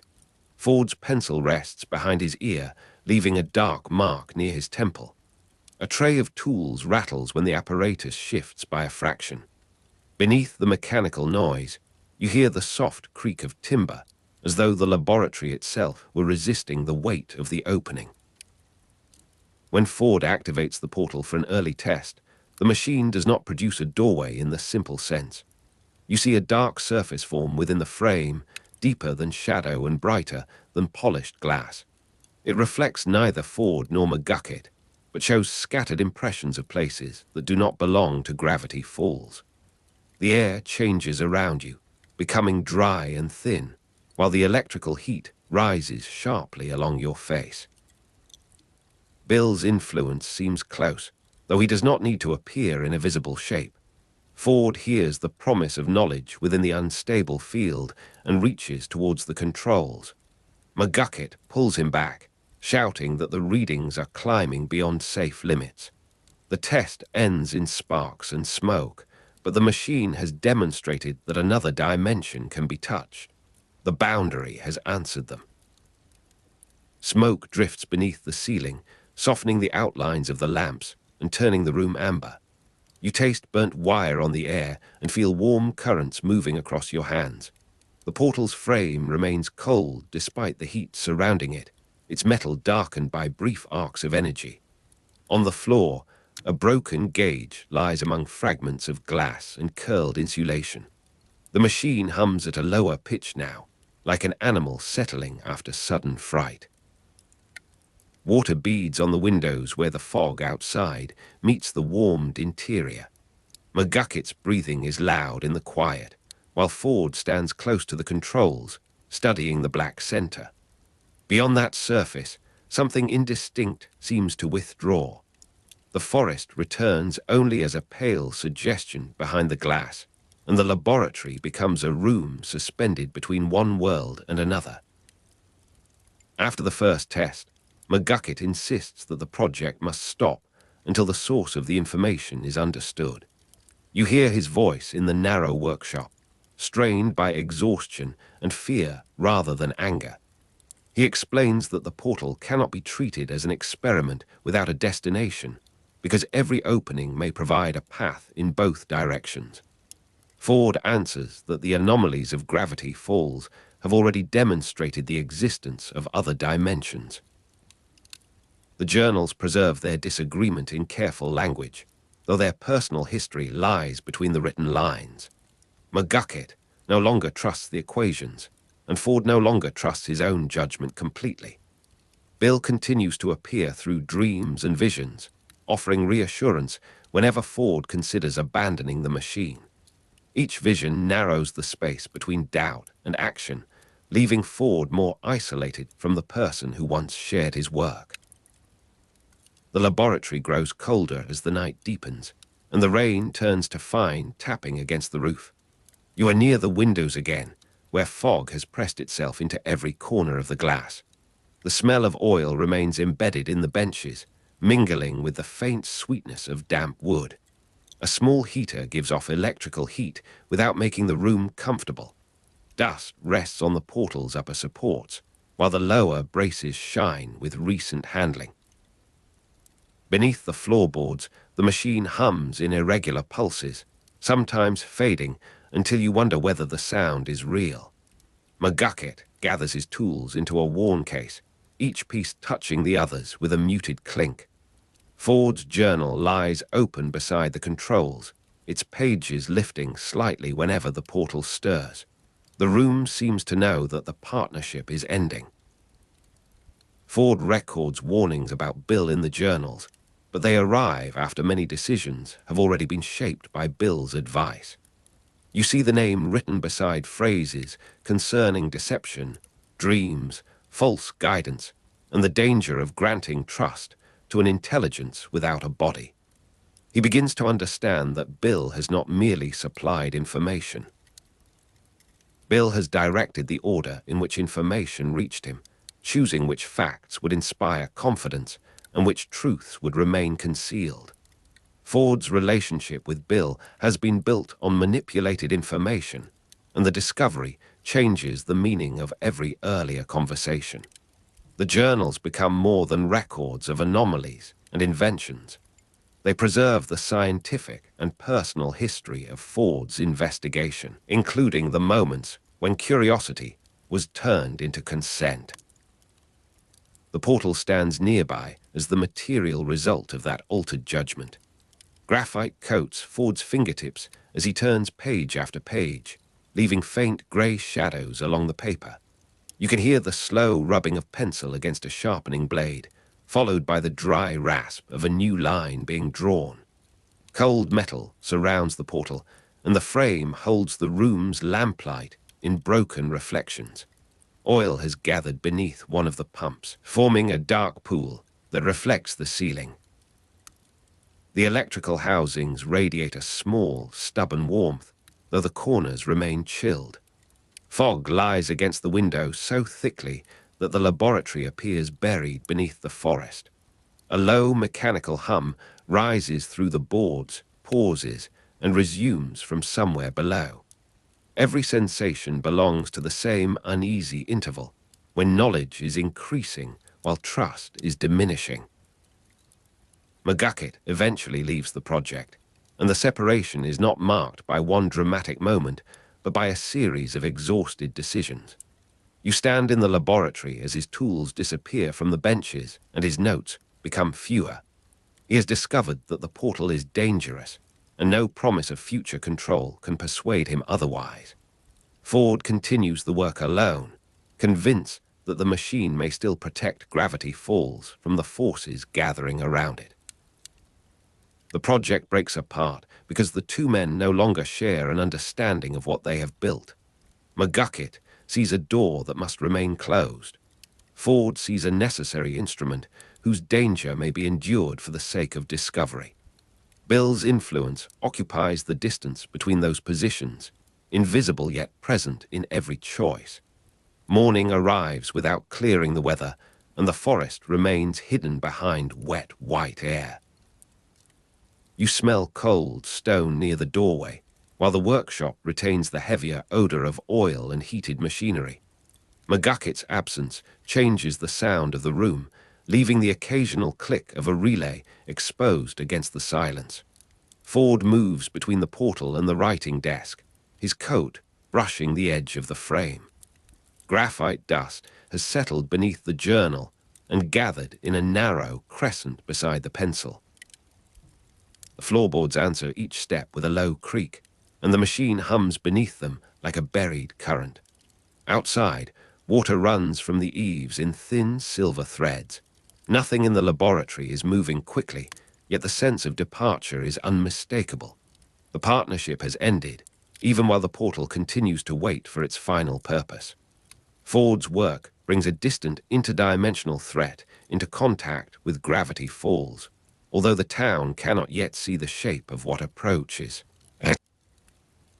You're walking through streets softened by mist, carrying the knowledge of the laboratory as though it were a hidden weight.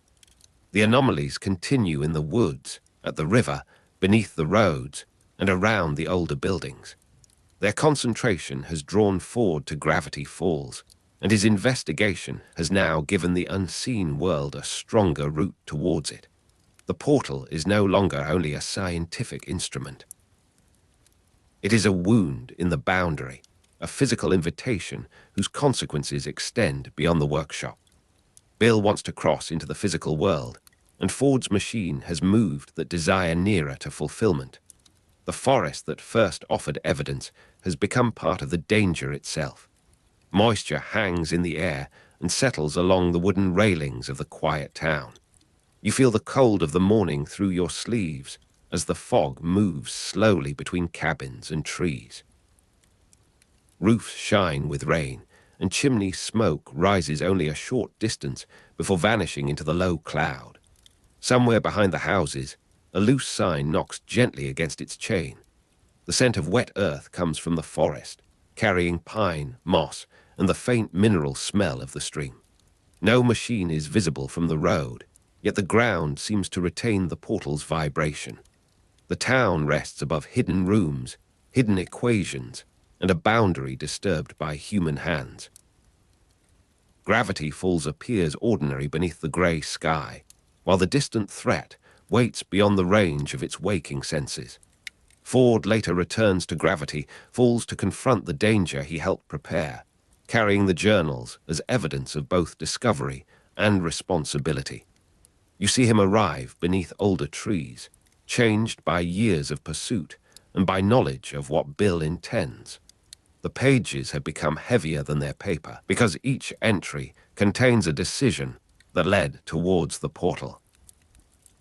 He remembers the helpful voice, the impossible visions, and the explanations that seem to open the universe. He remembers McGucket's alarm and the quiet moment when the project began to break apart. The forest receives him without recognition, its paths covered by needles and rain.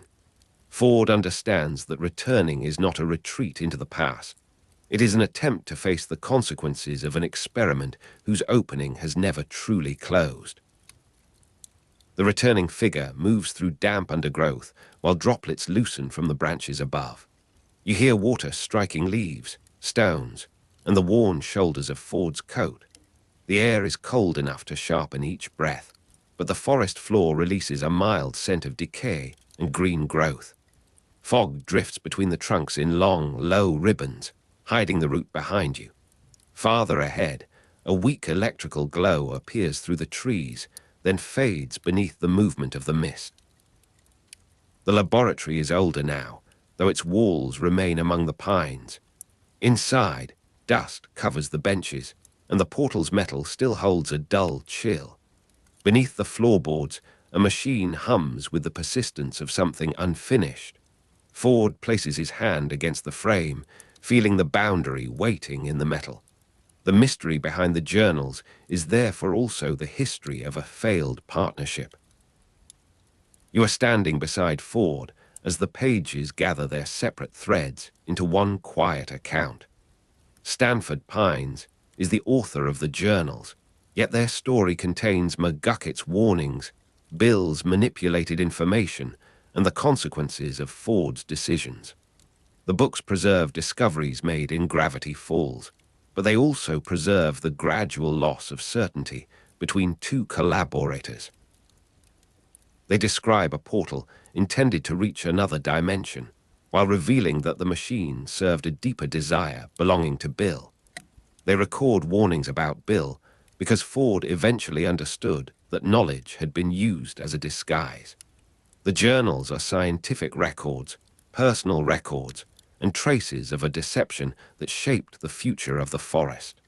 Cold metal presses against your awareness as you remain near the unfinished frame.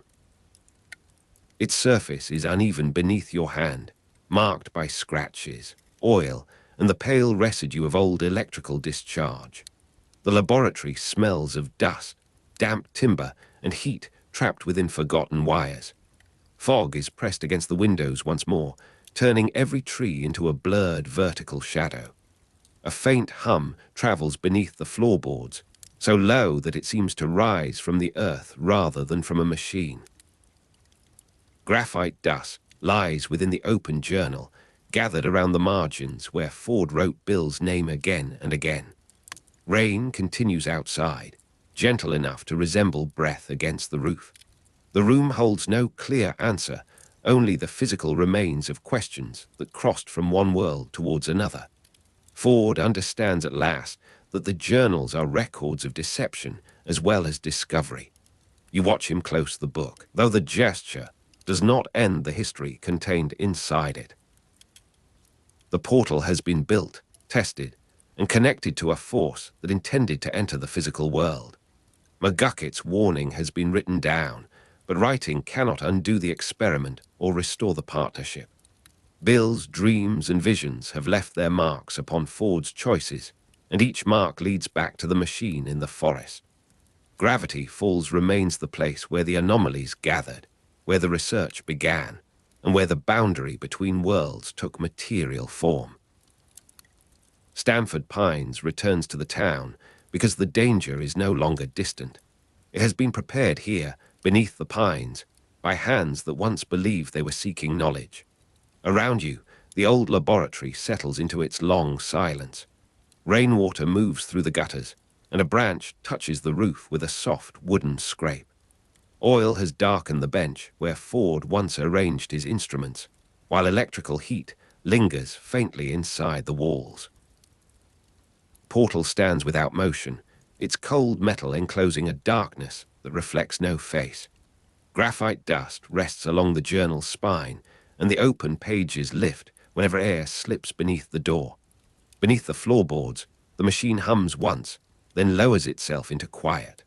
Fog remains against the windows, hiding Gravity Falls and the forest beyond. You are left with the stillness of a boundary not fully healed, and with the knowledge that every discovery may also become a door. You return to the desk, where the journal lies open beneath the weak glow of a brass lamp. Its pages have softened at the edges through repeated handling, and several corners bear the rounded marks of fingers, sleeves, and patient nights spent turning paper.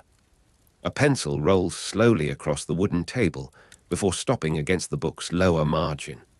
Dust has gathered in the shallow grooves of the cover, while the faint smell of glue and old cardboard rises whenever the binding shifts. The lamp gathers its light into a small pool, leaving the room beyond it indistinct. Ink darkens the margins where warnings were added after the main text had been written. Somewhere near the wall, timber contracts with a quiet creak. The desk holds its silence around you, and the open page resembles a landscape whose roads were drawn by several different hands. You study the drawing before you, noticing that it first appears to be a simple arrangement of triangles, circles, and thin lines. A crooked tree stands beside a small figure, while a dark shape hovers above the branches. Nothing announces itself as a warning. The image might be a creature diagram, a child's sketch, or an idle exercise made during a long afternoon in the mystery shack. Yet a narrow line beneath the drawing bends into a sequence of marks whose spacing suggests deliberate instructions. The picture has been made to appear harmless. Its symbols are ordinary enough to pass unnoticed, though their arrangement suggests that someone wanted the eye to move in a particular direction. You follow the line from the tree to the figure, then from the figure towards the hovering shape, and the small illustration begins to behave like a map.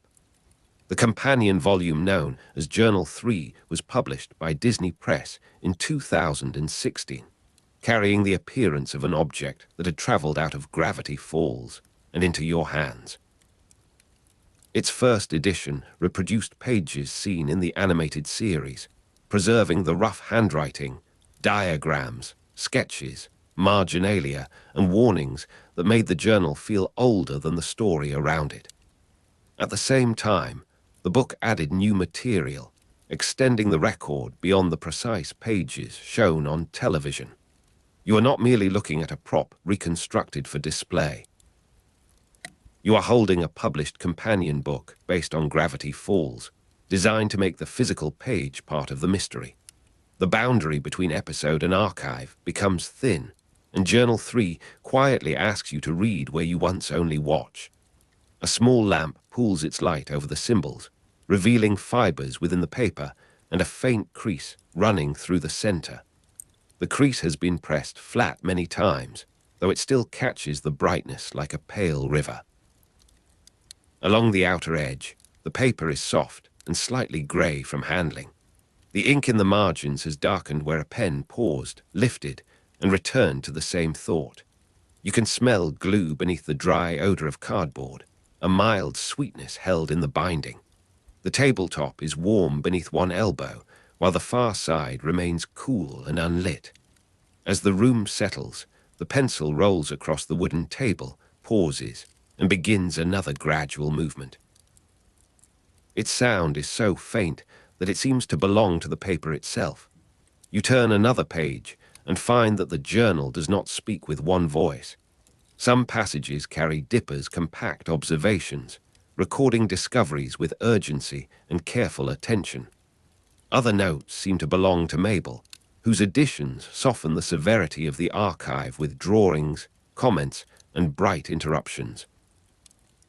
Above both stands the more formal presence of the author, whose records attempt to classify what the younger writers have encountered. Journal 3 contains notes attributed to Dipper and Mabel as well as the author, and each attribution changes the temperature of the page. A neat observation may be followed by a warning written sideways. A severe instruction may receive a small, affectionate correction. Together, these voices create the impression of a living archive, still being amended after the events have passed. The pages lie beneath the lamp like worn fragments of a larger cabinet. Pencil marks cross the printed lines without quite obscuring them, and a sketch of an eye has been rubbed until only a silver outline remains. One sheet carries the shallow indentation of writing made on the page above it. When the light shifts, the hidden pressure becomes visible, creating words that cannot be read but can still be felt. The edges have softened through handling, especially near passages concerning danger. A loose thread rests beside the spine, curled like a strand of pale hair. The smell of cardboard remains close to the table, mixed with dust and the dry scent of graphite. Beyond the lamp, darkness gathers without movement, while the paper keeps its small, patient brightness. You notice that a warning may be disguised as a drawing because the journals rarely separate knowledge from its method of concealment. A diagram can show the shape of a supernatural phenomenon, but the same diagram may indicate where not to stand. A sketch of stones may describe a ritual, while the empty space around them marks a boundary. A profile of an unfamiliar creature may contain weaknesses hidden in the joints of its limbs. The journals use diagrams, sketches, marginalia, and warnings because plain explanations would be too easily copied, misunderstood, or discovered by the wrong person. The page becomes both container and guard.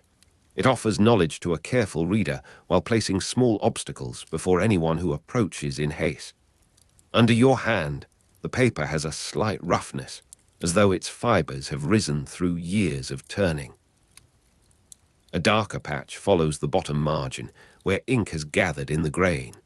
The lamp's glow reaches tiny marks resembling scratches made by an insect.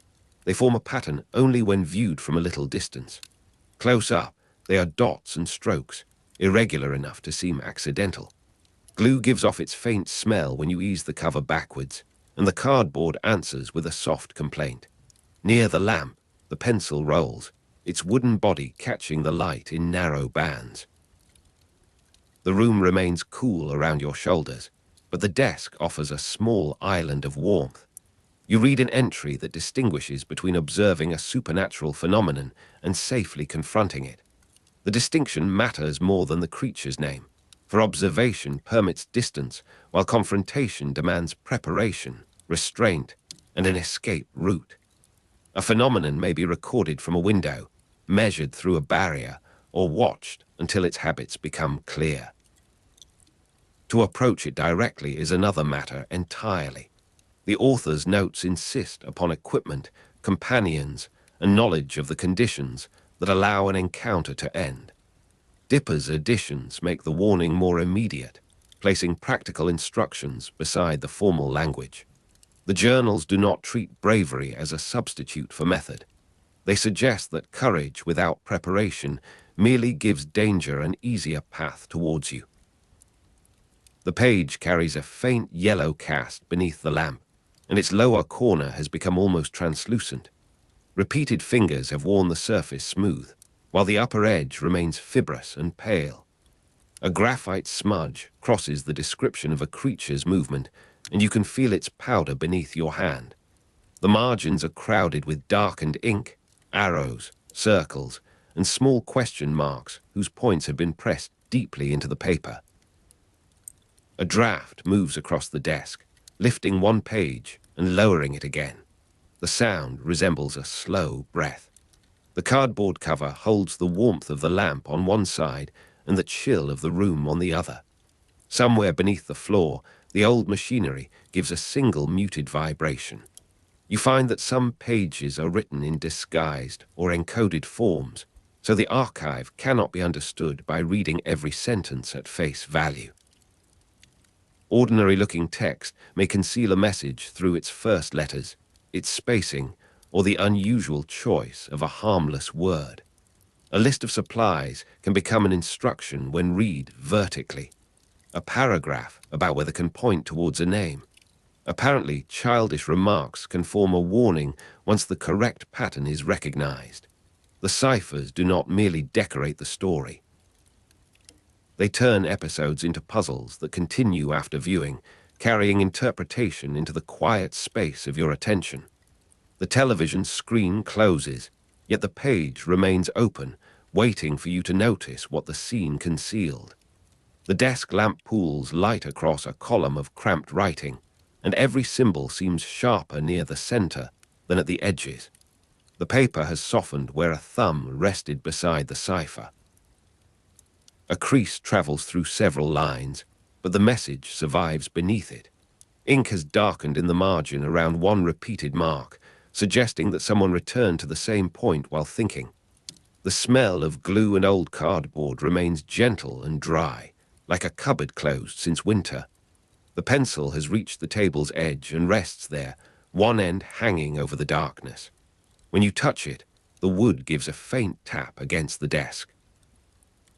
The sound disappears almost immediately, leaving only the quiet pressure of the page beneath your palm. You experience a particular pleasure in decoding a message meant to remain concealed, though the pleasure carries a slight unease. Recognition feels like entering a room whose door was not intended to open. The hidden sentence may be small, yet secrecy gives it weight. It has survived among innocent phrases, waiting for a reader willing to slow down and examine their arrangement. In Gravity Falls, information is hidden in end credits and background details, allowing clues to continue beyond the spoken scenes. The opening credits contain visual symbols that reward close examination, making an episode's beginning feel less like an introduction than a surface marked with instructions. You watch the images differently once you understand that nothing is entirely ornamental. Light rests on the lower margin, where a row of letters has been copied several times. The earliest attempt is faint, the next darker, and the final version nearly black. Paper fibers stand around the pencil pressure, giving the alphabet a shallow relief. A tiny fleck of glue shines beside the spine. The cardboard smells faintly of dust and storage, while the wooden table carries the warmer scent of wax and age. The lamp's metal shade holds a soft heat that reaches your fingertips when you draw them near. Air moves through the room in a narrow current, shifting a loose scrap until it touches the book. Beyond the desk, darkness has no visible outline, though the quiet makes every small movement distinct. You begin to see how the journal format makes you a reader as well as a viewer. The animated series presents images in motion, but the journal allows you to revisit, compare, and examine those images at the speed of thought. A symbol can be traced from one page to another. A warning can be weighed against a later event. A sketch can be inspected for the detail that passed too quickly across the screen. The physical book expands the mystery beyond the television frame by giving hidden knowledge a material home. Its cover can be closed, opened, carried, marked, and placed beside other books. The story no longer exists only in the sequence of episodes. It also occupies the order of pages, the texture of paper, and the patient attention required by a written record. The paper beneath the lamp appears almost white near the center and brownish at the edges. Handling has polished the margins until they reflect a narrow, quiet sheen. Several pages lift together when the air moves, then separate with a soft flutter. Ink in the side notes has bled slightly into the fibers, making each warning seem older than the paragraph beside it. A faint smell of glue rises from the gutter, joined by the dry odor of cardboard. The pencil rolls across the wooden table again, drawing a small arc before settling near your wrist. Its movement is gentle enough to seem intentional. From somewhere outside comes the muted hush of wind against a wall, and the lamp continues to hold the page within its circle. You follow the clues towards Bill, whose presence is distributed through references rather than explained all at once. His name does not always appear where his influence is felt. A symbol recurs in a margin, a phrase acquires an unfamiliar tone, and a harmless drawing begins to resemble an emblem. The triangular eye becomes a recurring sign of concealed meaning, appearing wherever information has been twisted, hidden, or offered with a second purpose. Bill's presence gathers gradually. as though the journal itself has learned that naming him too clearly may grant him room.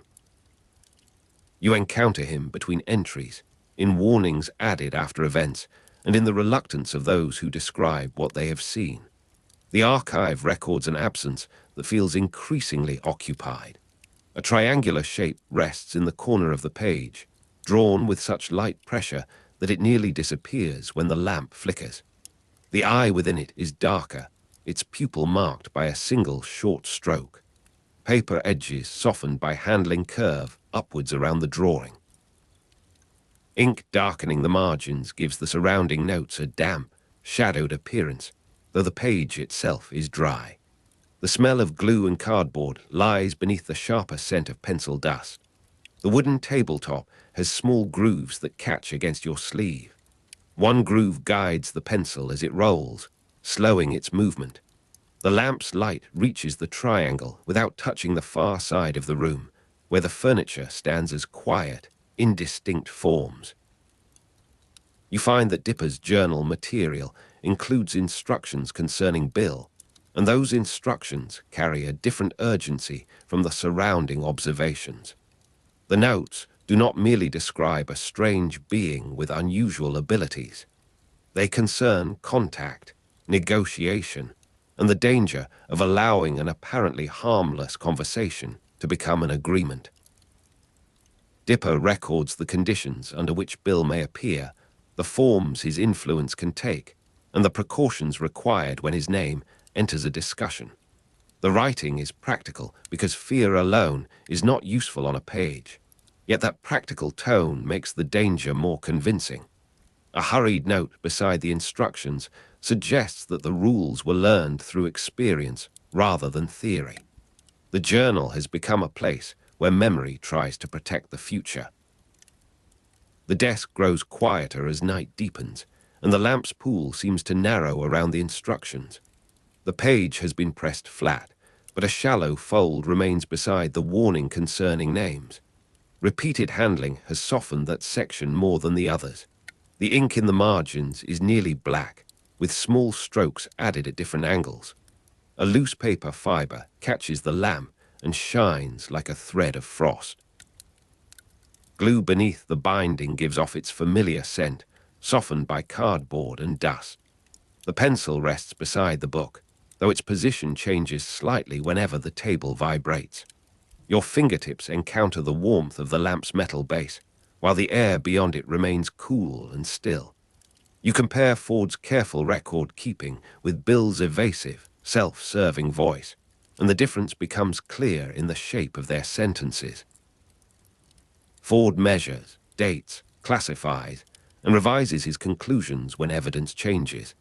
His pages preserve uncertainty rather than disguising it, leaving blank spaces where knowledge has not yet arrived. Bill, by contrast, turns language into a moving surface. He offers jokes where there should be facts, confidence where there should be caution, and apparent generosity where a hidden exchange is taking place. Ford writes as though the archive may someday save someone. Bill speaks as though every account exists to enlarge his own legend. When both voices approach the same mystery, the journal's structure becomes a quiet contest between testimony and manipulation.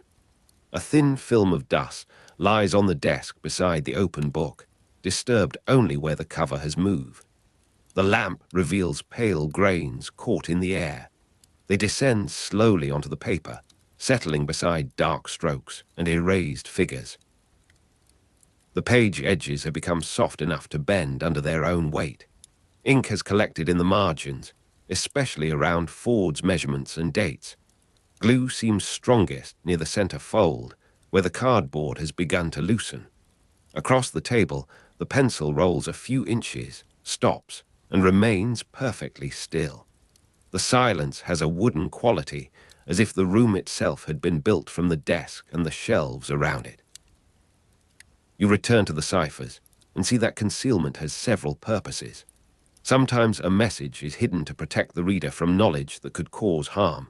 Sometimes it is concealed because the writer fears surveillance. At other times, the code creates a test, separating patient readers from those who expect every meaning to be handed over plainly. The show's ciphers allow episodes to continue as puzzles after viewing, while Journal 3 gives those puzzles a larger, more tactile field. The page can hold a pattern across several lines, a clue in the position of a sketch, or a warning that becomes visible only when the book is turned. The ordinary sentence remains ordinary until the correct angle of attention changes it. The lamp throws a soft crescent across the paper, leaving one side of the cipher in shadow. You tilt the journal slightly, and the hidden marks become easier to distinguish. Some letters have been pressed through from another page, while others are merely stains made by ink. The paper edges are rough near the gutter and smooth along the outer border. A small patch of cardboard is separated beneath the cloth covering, revealing a lighter layer beneath. The air carries the faint smell of glue and storage, with a trace of wood warmed by the lamp. The pencil lies across the table like a narrow bridge, its sharpened end pointing towards the darker part of the room. A distant pipe ticks once, then falls quiet. You notice that concealed information is often linked to the way a scene is framed. End credits and background details carry further traces, creating a network that can be missed during a first encounter. Once seen, the signs alter earlier scenes without changing them. A wall decoration becomes a reference. A brief arrangement of objects becomes a clue. A strange pause becomes a space in which a warning has been placed. The audience becomes an investigator through the quiet discovery that the world contains more information than the plot requires. A page turns beneath your fingers with a dry, papery sound, and the lamp catches its underside before it settles. The reverse shows faint shadows of diagrams from the preceding sheet. Paper softened by handling folds easily, but it does not tear. In the margin, dark ink has spread into a small feathered stain. The smell of glue and cardboard remains constant, as though held inside the book since its first printing. A narrow line of dust marks the place where the cover usually rests. The pencil rolls until its blunt end meets the lamp's base. Shadows from the symbols stretch across the table, lengthening each time the page lifts. The room seems to wait without expectation. You read the archive as a sequence of attempts to control what cannot be fully controlled. Ford gathers facts because naming a phenomenon may provide a boundary around it. Dipper copies instructions because remembering a danger is not enough when danger returns in another form. Mabel adds her marks because a record made only from fear may become impossible to approach. Bill inserts confusion wherever a clear account might limit him. The journals preserve all these pressures at once. Their value lies partly in the conflict between their voices, since disagreement reveals what a smooth official history would conceal. A living archive does not offer perfect certainty. It offers traces, corrections, omissions, and evidence of several minds trying to remain intact. The page beneath the lamp has a shallow indentation where a hand once pressed too hard. The mark runs beneath a paragraph and disappears under a small sketch. Ink in the margin follows the same path, as though the later note responded to the hidden pressure. The cardboard cover feels dry and slightly warm. Its corners have been rubbed pale by movement across shelves and tables. A trace of glue lingers in the air when the spine bends, mingling with paper. The pencil has stopped at the edge of the light, half illuminated and half absorbed by shadow. Every object on the desk has become familiar through stillness, yet none appears entirely harmless. You encounter a warning written in disguised form, with its letters distributed through an apparently harmless description of local weather. The sentence speaks of rain, branches, and a road beneath the pines, but its first letters produce another message. The code is quiet enough to remain unnoticed by anyone reading for atmosphere alone. Once uncovered, it changes the passage's character. Rain becomes a signal, branches become markers, and the road becomes a route that should not be taken. The pleasure of decoding is accompanied by the knowledge that the message was designed to survive ordinary reading. Someone expected concealment to matter. Someone believed that the right reader would recognize a second voice moving beneath the first. The desk lamp leaves the outer margins dim, so the hidden initials seem to emerge from a narrow band of brightness. The page edges are softened and slightly curled, revealing how often the section has been revisited. A dark mark stains the corner where a pencil once rested. Ink has thickened beside the final letter of the concealed sentence. When you move the journal, the faint smell of glue rises from the spine, carrying the dry scent of cardboard. The wooden table has grown cool beneath your wrist. The pencil rolls away from the lamp, ending when it reaches a shallow scratch in the surface. The scratch holds a little dust and a single pale fiber. You understand that a cipher can preserve a warning without preserving its original fear. The person who wrote the message knew what it meant, but the reader may encounter only its mechanism. Meaning must be reconstructed through patience, and reconstruction creates a bond between distant moments. A page written during danger can speak years later to someone sitting quietly at a desk. The journals therefore turn time into another form of concealment. Their warnings wait in darkness until attention gives them shape. Bill's recurring eye makes that waiting visible. It marks a place where meaning has been covered, distorted, or made decorative. The triangular sign does not explain the mystery. It tells you that the mystery has been placed there deliberately. A thin beam from the lamp touches the triangle and fades across the rest of the drawing. The eye appears darker than the surrounding lines because the pencil was used with greater pressure. Paper fibers have flattened beneath the mark. The sheet's outer edge is soft enough to catch on your sleeve. Glue and cardboard give the page a familiar odor, while the table smells of dry wood and wax. The pencil rests motionless, its point broken and blunt. A small current of air moves beneath the book, lifting the cover by a fraction before letting it fall. The sound is almost inaudible, yet the movement makes the symbols seem briefly alive. You return to Bill's voice and find that it resists the stability Ford seeks. Bill retells events in ways that serve his own position, enlarging his victories, diminishing his failures, and treating other minds as pieces in a private game. His evasions are not empty gaps. They are active rearrangements, designed to make you doubt which part belongs to fact and which to performance. The journals respond by accumulating records that can be compared. A single statement may mislead, but several pages reveal its consequences. Ford's careful chronology places pressure upon Bill's shifting account. The archive does not defeat deception completely, though it gives deception a visible outline. The paper has begun to cool beneath your hand as the lamp warms the surrounding air. A soft shadow lies along the binding, hiding the lowest line of text. The margins are dark with ink, and a small erased note leaves a grey cloud beneath the surviving words. The cardboard cover smells faintly of glue, dust, and the long quiet of a closed cupboard. On the wooden table, the pencil rolls when the floor settles, then remains against a book's corner. A loose page edge lifts and lowers with the air. Outside the room, no clear sound remains, only the impression of distant weather passing over the roof. You find that Journal 3 also changes the position of the person who encounters it.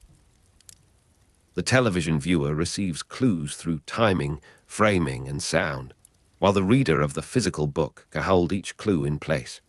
You can compare warnings, place a finger beside a symbol, and return to an earlier page without waiting for the scene to reappear. The book creates a slower form of investigation, governed by touch as much as sight. Its pages reproduce the world of the series while quietly adding to it. What was once a prop becomes an object with its own continuity. Gravity Falls extends beyond the television frame into paper, binding, handwriting, and the private geography of a desk. The lamp illuminates a long crease crossing 3 pages, making the fold resemble a path through pale terrain. Paper softened by handling bends along it without resistance. Dark ink has gathered where the crease interrupts a sentence. A few grains of graphite rest near the bottom edge and shift when the page moves. Glue in the spine has a faint, sweet smell, while the cardboard cover carries a dry, dusty note. The table's surface is marked by small circles left by cups and warm objects. The pencil rolls across one of them, hesitates, and settles. Light remains over the center of the journal, while the rest of the room stays beyond its reach. You follow the archive towards the question of whether knowledge can remain safe once written down. A warning protects by informing, yet information also provides a route towards the danger it describes. The journals distinguish between observing a supernatural phenomenon and safely confronting it, because curiosity alone cannot contain the difference. To record a creature's habits is not the same as inviting its attention. To recognize Bill's symbol is not the same as understanding his intentions. Every page carries this tension between preservation and exposure. The book keeps evidence alive, but evidence can also keep a threat present. A written warning becomes a door meant to remain closed, though its outline can always be traced. A faint draft moves over the table and raises the top page at one corner. The lamp shines beneath it, revealing the shadow of a diagram drawn on the sheet below. The paper edge has become thin and rounded through handling. Ink darkens around a small arrow in the margin, as though the writer returned to redirect the reader. The smell of glue and cardboard lingers close to the binding. A pencil mark lies across the table in a short grey streak. The pencil rolls through it, leaving no visible change. The lamp's warmth reaches the back of your hand, while the air near the far wall remains cool. The page descends and covers the hidden diagram again. You reach the later history of the mythological record and encounter the Book of Bill, published on 23 July 2024. Its arrival reopens the archive because Bill is no longer merely a presence inferred through warnings, symbols, and evasive fragments. The book retells and extends parts of the mythology from Bill's perspective, placing his self-serving voice closer to the center. Yet the shift in viewpoint does not settle the matter. A narrator who has always manipulated language cannot become trustworthy merely by receiving more pages. His account adds material, but also introduces distortions, omissions, and new reasons to question what seemed settled in Journal 3. The later book expands the mystery by making certainty temporary once again. The desk lamp rests over the new title, while the older journal lies open beside it. Their covers differ in color and texture, though both bear the marks of printed worlds becoming physical objects. The familiar smell of glue and cardboard rises from the older binding, while the newer pages hold a cleaner, sharper scent. Paper edges on Journal 3 remain softened through handling, but the later book's corners are still firm. Ink darkens the older margins, where several hands have left their responses. A pencil rolls slowly between the volumes, crossing the boundary from one account to another. The wooden table receives the light in a muted amber patch. Beyond that patch, the room waits in shadow. You read Bill's retelling as another document within the long struggle over memory. His voice invites sympathy, amusement, and suspicion in quick succession, often making each emotion serve the next. He presents himself as a witness to history, yet remains deeply entangled in the events he describes. The Book of Bill, therefore, does not replace Ford's careful record or Dipper's urgent instructions. It stands beside them, offering a perspective that may illuminate certain corners while darkening others. Questions that seemed settled by the journals begin to move again. The meaning of the triangle, the limits of Bill's knowledge, and the nature of his promises regain their uncertainty. The archive has not closed. It has acquired another speaker. The newer paper makes a softer sound when turned, while Journal 3 answers with the dry rustle of older sheets. Light from the lamp lies across both books, joining their margins in one pale field. The old journal's edges are rounded and slightly uneven from handling. Its cardboard cover gives off the faint smell of glue, dust, and age. The pencil rests beside the volumes, though a small vibration sends it rolling towards the table's center. Ink in the older margins appears almost black beside the cleaner printing in the later book. A thread near the spine has lifted and bends like a fine strand of grass. The air remains still around your face, and the desk holds the two accounts in patient opposition. You return to the first drawing, where the harmless tree still stands beneath the hovering shape. After reading the warnings, the image can no longer remain simple. The tree becomes a place, the figure a witness, and the shape above them acquires the triangular eye that has followed the archive through episodes, credits, margins, and pages. The drawing has not changed, yet your understanding of it has moved. This is the quiet power of concealed meaning. A clue can remain invisible until another piece of knowledge gives it a surface. Then an ordinary mark becomes a warning that has waited from the beginning. The journal does not force the revelation. It permits the page to keep its silence until the reader arrives. A little dust has settled along the drawing's lower border, and the lamp catches each grain as a minute point of light. The page edges have softened into pale curves, while the paper near the center remains firm. Ink darkens around the triangular eye, making the symbol appear heavier than the surrounding lines. The faint smell of glue and cardboard rises when the cover shifts beneath your wrist. The pencil has rolled to the far side of the table and rests against a shallow groove. A cool current crosses the room, barely moving the pages. The wooden surface gives a small creak beneath the book's weight. Nothing else changes, though the drawing now seems to occupy more space than before. You hold the journal open to the warnings concerning Bill and read them beside the later account that complicates them. Dipper's instructions remain practical, Ford's records measured, and Bill's voice evasive. The three approaches do not combine into a single answer. They create a layered record in which each perspective limits the others. Observation corrects imagination. Preparation restrains curiosity. Suspicion protects the reader from charm. The Book of Bill reopens questions the journal seem to settle because every new account changes the arrangement of evidence. Gravity Falls remains a place where the archive is never entirely finished, and where a page can become a door long after the machine beneath the floor has fallen silent. The lamp's pool reaches the final open spread and rests upon its worn paper. Repeated handling has softened the edges until they feel almost cloth-like beneath your fingers.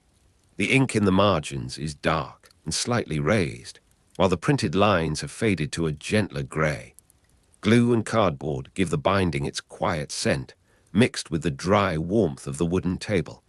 The pencil lies still near the lamp, its body casting a narrow shadow across the corner of the page. Air moves beneath the door and lifts the paper by a fraction. The sheet settles again, leaving the symbols exactly where they were. Outside, Gravity Falls remains hidden behind fog, and the desk keeps its small circle of light. You close neither book.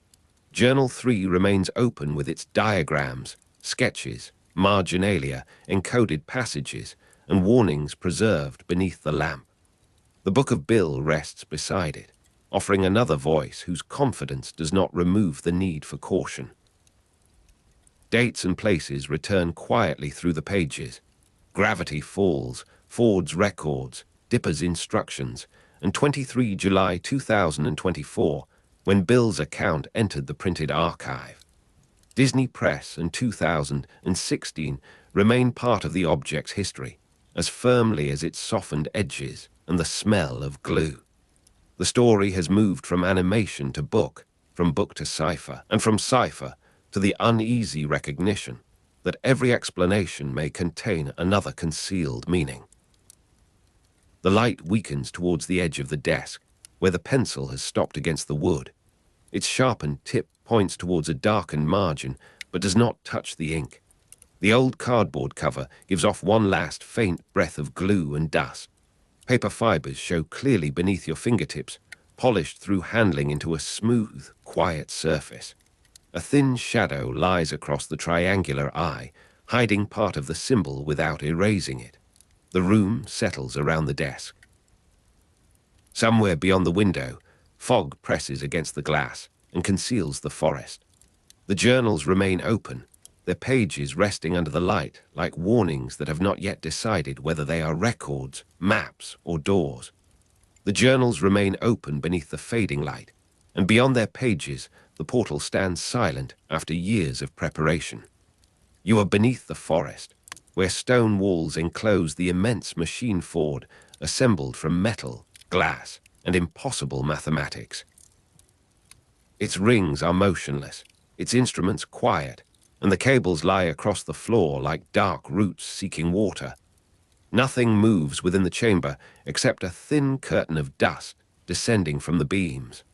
The project has reached its waiting place, though its purpose has never been peaceful. Bill's long-term objective is to enter the physical world, and Ford's portal is the mechanism associated with that distant intention.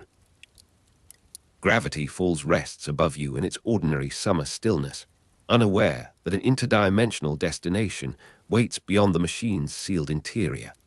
A deep mechanical vibration remains beneath the forest, faint enough to resemble a remembered train passing far below the earth. Cold stone surrounds you on every side, carrying the damp scent of underground water and old iron. White light spills from a few dormant indicators, touching the chamber floor in narrow, colorless strips. Dust gathers along the edges of the portal's circular base, where boots have disturbed it over many seasons. The air feels dry near the equipment and cool beside the walls, creating small invisible currents across your hands. Somewhere above, insects move through the summer grass, their sounds softened by layers of soil and timber. The forest has its own breathing, while the machine waits without breath at all. Its silence is not empty, because every cable and dial seems to hold the memory of motion. You can follow the danger through Ford's journals, where early excitement gradually gives way to guarded language and cramped additions. At first, the entries describe discovery, measurement, and the possibility of reaching worlds that no human traveler has touched. Later pages record unusual dreams, voices arriving through static, and symbols appearing where no hand has drawn them. Ford writes that Bill remains able to influence events before the portal is activated, reaching across thought and imagination even while the machinery sleeps. The danger grows in the margins before it becomes visible in the room. Each journal makes the same project appear less like a doorway awaiting a traveler and more like a vessel already receiving cargo. You stand beside those records as the years accumulate and the silence of the portal begins to feel deliberate. The pages carry uneven stains from coffee, rain, chemical residue, and the dark dust of the underground chamber. Some corners curl inward, holding the shape of fingers that turned them long ago. Ink has faded from deep black to a soft brown, although certain warnings remain sharply legible beneath the lamps. A pencil line trembles beside a diagram of the portal, passing through several possible destinations before stopping at an uncertain mark. The smell of paper mingles with mineral dampness and the faint metallic odor of the machinery. From somewhere inside, the walls comes a small ticking sound, regular but difficult to locate. It may belong to a cooling instrument, a settling pipe, or a mechanism that never completely stopped. Your eyes move slowly across the diagrams, while white reflections rest on the glass panels like trapped winter.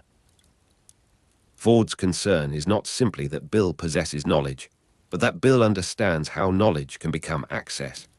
The portal connects Gravity Falls with an interdimensional destination, giving the old threat a physical direction. Before the machine exists, Bill's influence remains chiefly mental, entering dreams and altering perception, memory, and judgment. After the machine is built, the boundary acquires a shape that can be measured, powered, and crossed. The portal turns Bill's threat from mental to material, changing an unseen pressure into a possible occupation of the town. Ford continues working because the same device that may open the way could also reveal how to close it. His journals document the project's increasing danger while preserving the reasoning that may later save everyone above ground. A pale shine rests beneath the chamber door, although no lamp has been placed in the corridor beyond it. The floor vibrates in brief pulses, each one traveling through the soles of your feet before fading into the rock. Fine grit trembles on the rim of a nearby control panel and slides downward in slow, delicate lines. The air carries a taste like overheated dust, dry enough to draw moisture from your lips. Behind the portal, darkness gathers in the spaces between its metal supports. At certain angles, it seems deeper than the chamber could contain. The machines remain still, yet their surfaces reflect a moving brightness with no clear source. You hear no voice, only the low resonance beneath the forest and gravity falls continuing above you. Time passes through the town without announcing the change. The portal stands beneath the forest, its rings prepared, its calculations complete, and its connection waiting for activation. Above it, summer continues along the streets, through the shops, across the dusty paths, and around the familiar cabins. The residents carry their ordinary worries from one afternoon to another, while Bill watches from the territory of thought. His influence does not require the portal to begin. It can arrive as a dream, a suggestion, a distorted image, or a sudden certainty that feels as though it originated inside your own mind. The boundary between imagination and command becomes difficult to distinguish. Ford understands that the machine will not create Bill's ambition because that ambition already exists. It will provide the threshold through which it can acquire a body. Sunlight lies warm across the empty road above the trees, but the forest floor remains cool beneath the broad branches. Pine needles soften each step and release a dry, resinous fragrance when pressed underfoot. A breeze passes between the trunks, carrying leaves brushing together in small, irregular waves.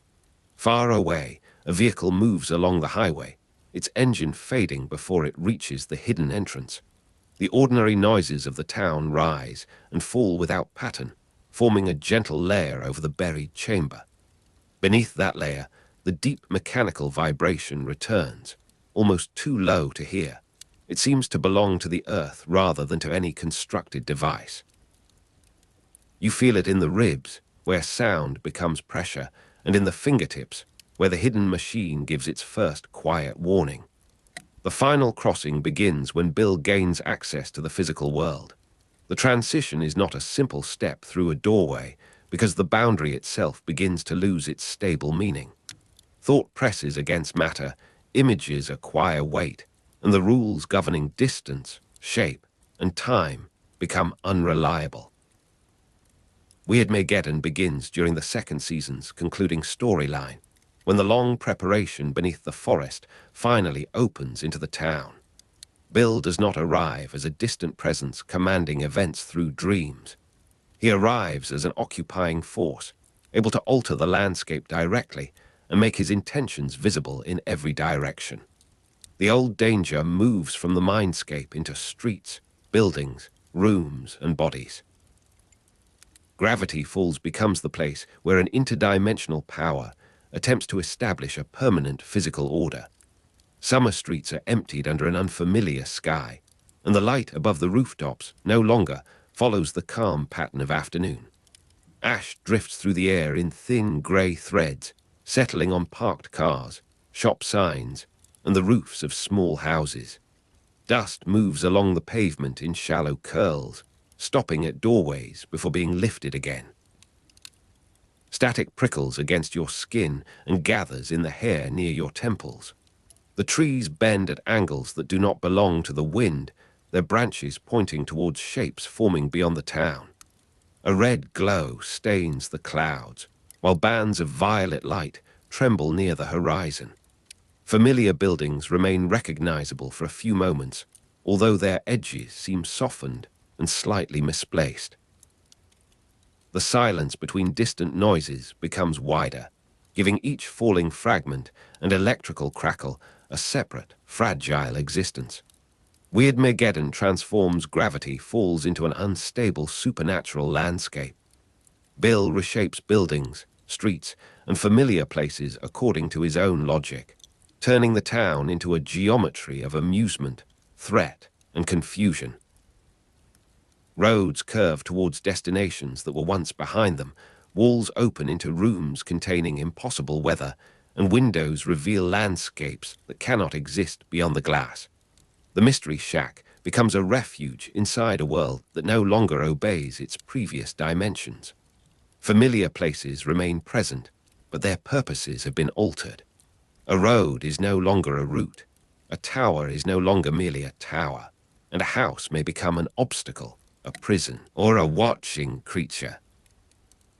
You move through the changed town with the Pines family, carrying the knowledge that ordinary appearance can no longer be trusted.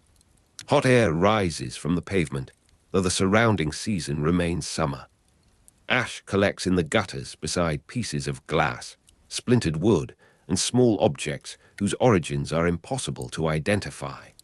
The scent of pine has been joined by burnt metal and the faint sweetness of something electrical overheating. Above the rooftops, the unfamiliar sky shifts through colors that never settle into dawn or night. Static follows your clothes when you pass close to damaged signs, and the fabric lifts slightly from your arms.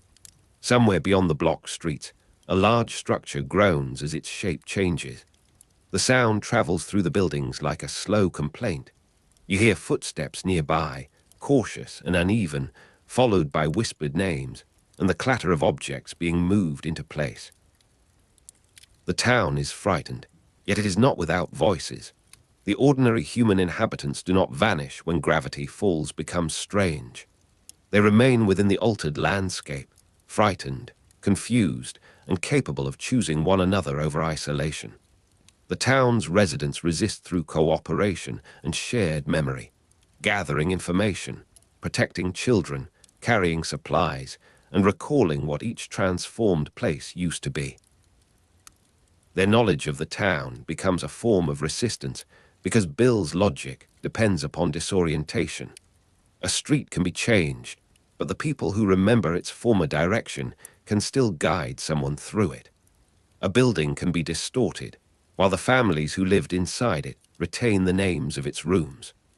The Pines family becomes part of this wider alliance, and the boundary between household and town grows less important as the crisis deepens. Every remembered detail offers a small refusal. Coolness survives in the shadows beneath porches and along the sides of stone foundations. You find it in narrow gaps between altered buildings, where the new shapes have not entirely sealed the old spaces. A child grips an adult's sleeve, while another person carries folded maps, tins of food, and a lantern with a trembling flame. Voices travel softly through the streets, repeating names and directions so that nobody becomes lost in the shifting geometry. The air remains full of ash, but beneath its bitterness, you can still detect wet earth and crushed grass. Wooden doors knock gently in frames that no longer fit them. A clock somewhere inside the town continues to mark time, each stroke arriving through the static. The sound is imperfect and distant, yet it provides a steady point in the unstable landscape. Stan and Ford's relationship becomes essential to defeating Bill, although their history has been shaped by distance, injury, pride, and long years of misunderstanding. The conflict cannot be resolved by machinery alone, because Bill understands the individual fears and memories that machinery cannot protect. Stan brings a practical stubbornness formed through survival, while Ford brings knowledge of the portal, the mindscape, and the danger documented in his journals. Their differences, once sources of separation, become useful when the plan requires both trust and deception. The brothers must recognize that the doorway between worlds has also become a doorway between their own past and present. Ford's work created the portal, yet Stan's willingness to stand beside him becomes part of the means by which it is closed. Their alliance gives the final resistance a human center. Inside the shack, the air smells of dust, old wood, damp clothing, and the sharp residue of hurried repairs. Lamps burn behind covered windows, casting amber shapes across the floorboards. Furniture has been pushed against doors, while ropes, tools, books, and food occupy tables meant for ordinary meals. The walls tremble whenever distant structures change their form, and fine powder falls from the ceiling in pale spots. Outside, static crawls over the glass and makes the darkness flicker in brief blue flashes. People speak in low voices, passing objects from hand to hand without needing to explain every movement. An old photograph lies beside a stack of maps, its edges curled, but its faces still clear. The image holds a version of the town that Bill cannot completely rewrite. The alliance grows through small decisions rather than grand declarations. Dipper and Mabel remain close to their family, while Ford and Stan work within the same plan despite the history separating them. The residents of Gravity Falls contribute what they know, remembering paths, hiding places, habits, and the ordinary weaknesses of structures that have become strange. Shared memory gives the town continuity when the streets lose their familiar arrangement. Bill can stretch a building across the sky, but he cannot easily erase what that building meant to the people who entered it each day. Cooperation turns recollection into a practical map. The Pines family and the people of Gravity Falls move together through the unstable landscape, carrying the quiet understanding that no single person can hold the entire route to safety. A warm current moves through the crowded rooms, bringing the smell of wool, pine boards, and rain trapped in coats from an earlier season. The windows show only fragments of the outside world, including a bent road, a floating sign, and trees lit from beneath by an unnatural glow. Someone places a cup on the table, and the small ring it leaves in the dust becomes an ordinary mark amid extraordinary surroundings. Floorboards creak beneath careful footsteps. A radio produces bursts of static, then briefly reveals a human voice before losing it again. The sound of breathing gathers in the room, uneven at first and gradually calmer as tasks are assigned. Beyond the walls, ash settles against the roof with a soft, dry whisper. Within the shack, memory remains warm enough to be shared. The plan to defeat Bill requires entering the mindscape, where the final struggle can reach the source of his control. The physical world has been distorted, but the mindscape offers a more dangerous instability, because memories that can be rearranged, hidden, or used against their owners. Bill's power depends upon access to thought, and the doorway between worlds has allowed that access to become almost complete. To remove him, the Alliance must create a condition he cannot escape. The cost is not measured in damaged machinery or broken walls. Bill's defeat requires the destruction or erasure of memory, because the mindscape has become the last place where he can remain protected. Stan understands the danger before the others can fully accept it. His own memories become the sacrifice required to remove Bill from the mindscape. The air within the mindscape has no stable temperature, shifting from warm summer stillness to a coldness like water beneath ice. Colors gather in broad surfaces, without clear objects to contain them. Familiar rooms appear at a distance, their doors opening onto other rooms, other years, and other versions of the same people. You sense the shape of memory before recognizing its details, like the outline of a house beneath thick fog. Voices arrive from several directions, softened by distance and altered by echoes. A photograph turns slowly in the air, showing a face that fades whenever you try to focus upon it. Dust rises from a floor that may be made of wood, paper, or recollection. The mindscape has no true horizon, and yet a pale brightness rests somewhere beyond it, waiting for the final choice. Stan sacrifices his memories to remove Bill from the mindscape. The act is quiet compared with the force that has torn open the town, because its meaning lies in what disappears rather than what erupts. Years of hardship, affection, resentment, humor, and family history pass beyond reach. The memories that formed Stan's identity become the space in which Bill can be trapped and erased. Stan remains present, but the familiar arrangement of his past has been taken from him. A person can survive without knowing every event that shaped him, although the absence leaves a silence no instrument can measure. Ford later helps restore Stan's memory, gathering the scattered pieces through patience, technology, and a love that has finally become visible. The brothers' relationship returns to the center of the story, altered by loss, but strengthened by the choice that made survival possible. The mindscape grows quieter as the last images lose their color. A soft wind passes through scenes that have no physical walls, carrying fragments of voices towards a distant brightness.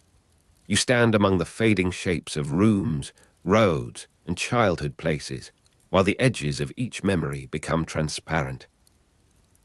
The floor beneath you feels smooth and warm, then cool as stone, then weightless. No single sound remains long enough to become a melody. There is a faint rustle like paper turning in a closed book, followed by a low vibration moving beneath everything. The brightness ahead narrows into a thin line, and the line becomes a doorway. Around it, darkness folds inward without violence. The final trace of Bill's presence recedes into that closing shape, leaving the mindscape still and nearly empty. When Bill is removed, the physical world begins to recover its former arrangement. The portal no longer serves as an open invitation, and the unstable landscape loses the force holding its impossible forms together. Buildings return towards their old shapes, roads settle into known directions, and the sky gradually releases its unnatural colors. The damage remains, but the town's identity survives within the people who remember it. Gravity Falls has not been untouched by Weirdmageddon, yet it has not been replaced by Bill's logic. The residents gather among dust, broken signs, damaged walls, and scattered belongings, finding one another through familiar names. Stan's memories begin the slow work of returning. Ford remains near him, carrying the knowledge that his own portal helped create the danger and that his brother helped close it. The final hours leave a powder of ash along the summer streets, where small pieces of glass glimmer beneath the returning sunlight. Static fades from the air in weak, irregular pulses, like a storm moving beyond the mountains. Damaged trees stand with their branches lowered, while birds test the quiet with uncertain calls. The smell of smoke lingers beside the cleaner sense of grass, bark, and wet soil. Doors open carefully, revealing rooms covered in dust, but still recognizable. Footprints cross the road in several directions, joining at corners where people pause to speak. Above the rooftops, the sky becomes an ordinary blue, pale near the horizon and deeper towards the forest. You hear tools being lifted, boards being carried, and someone laughing softly at a distance. The series concluded with Weirdmageddon 3, Take Back the Falls, in February 2016.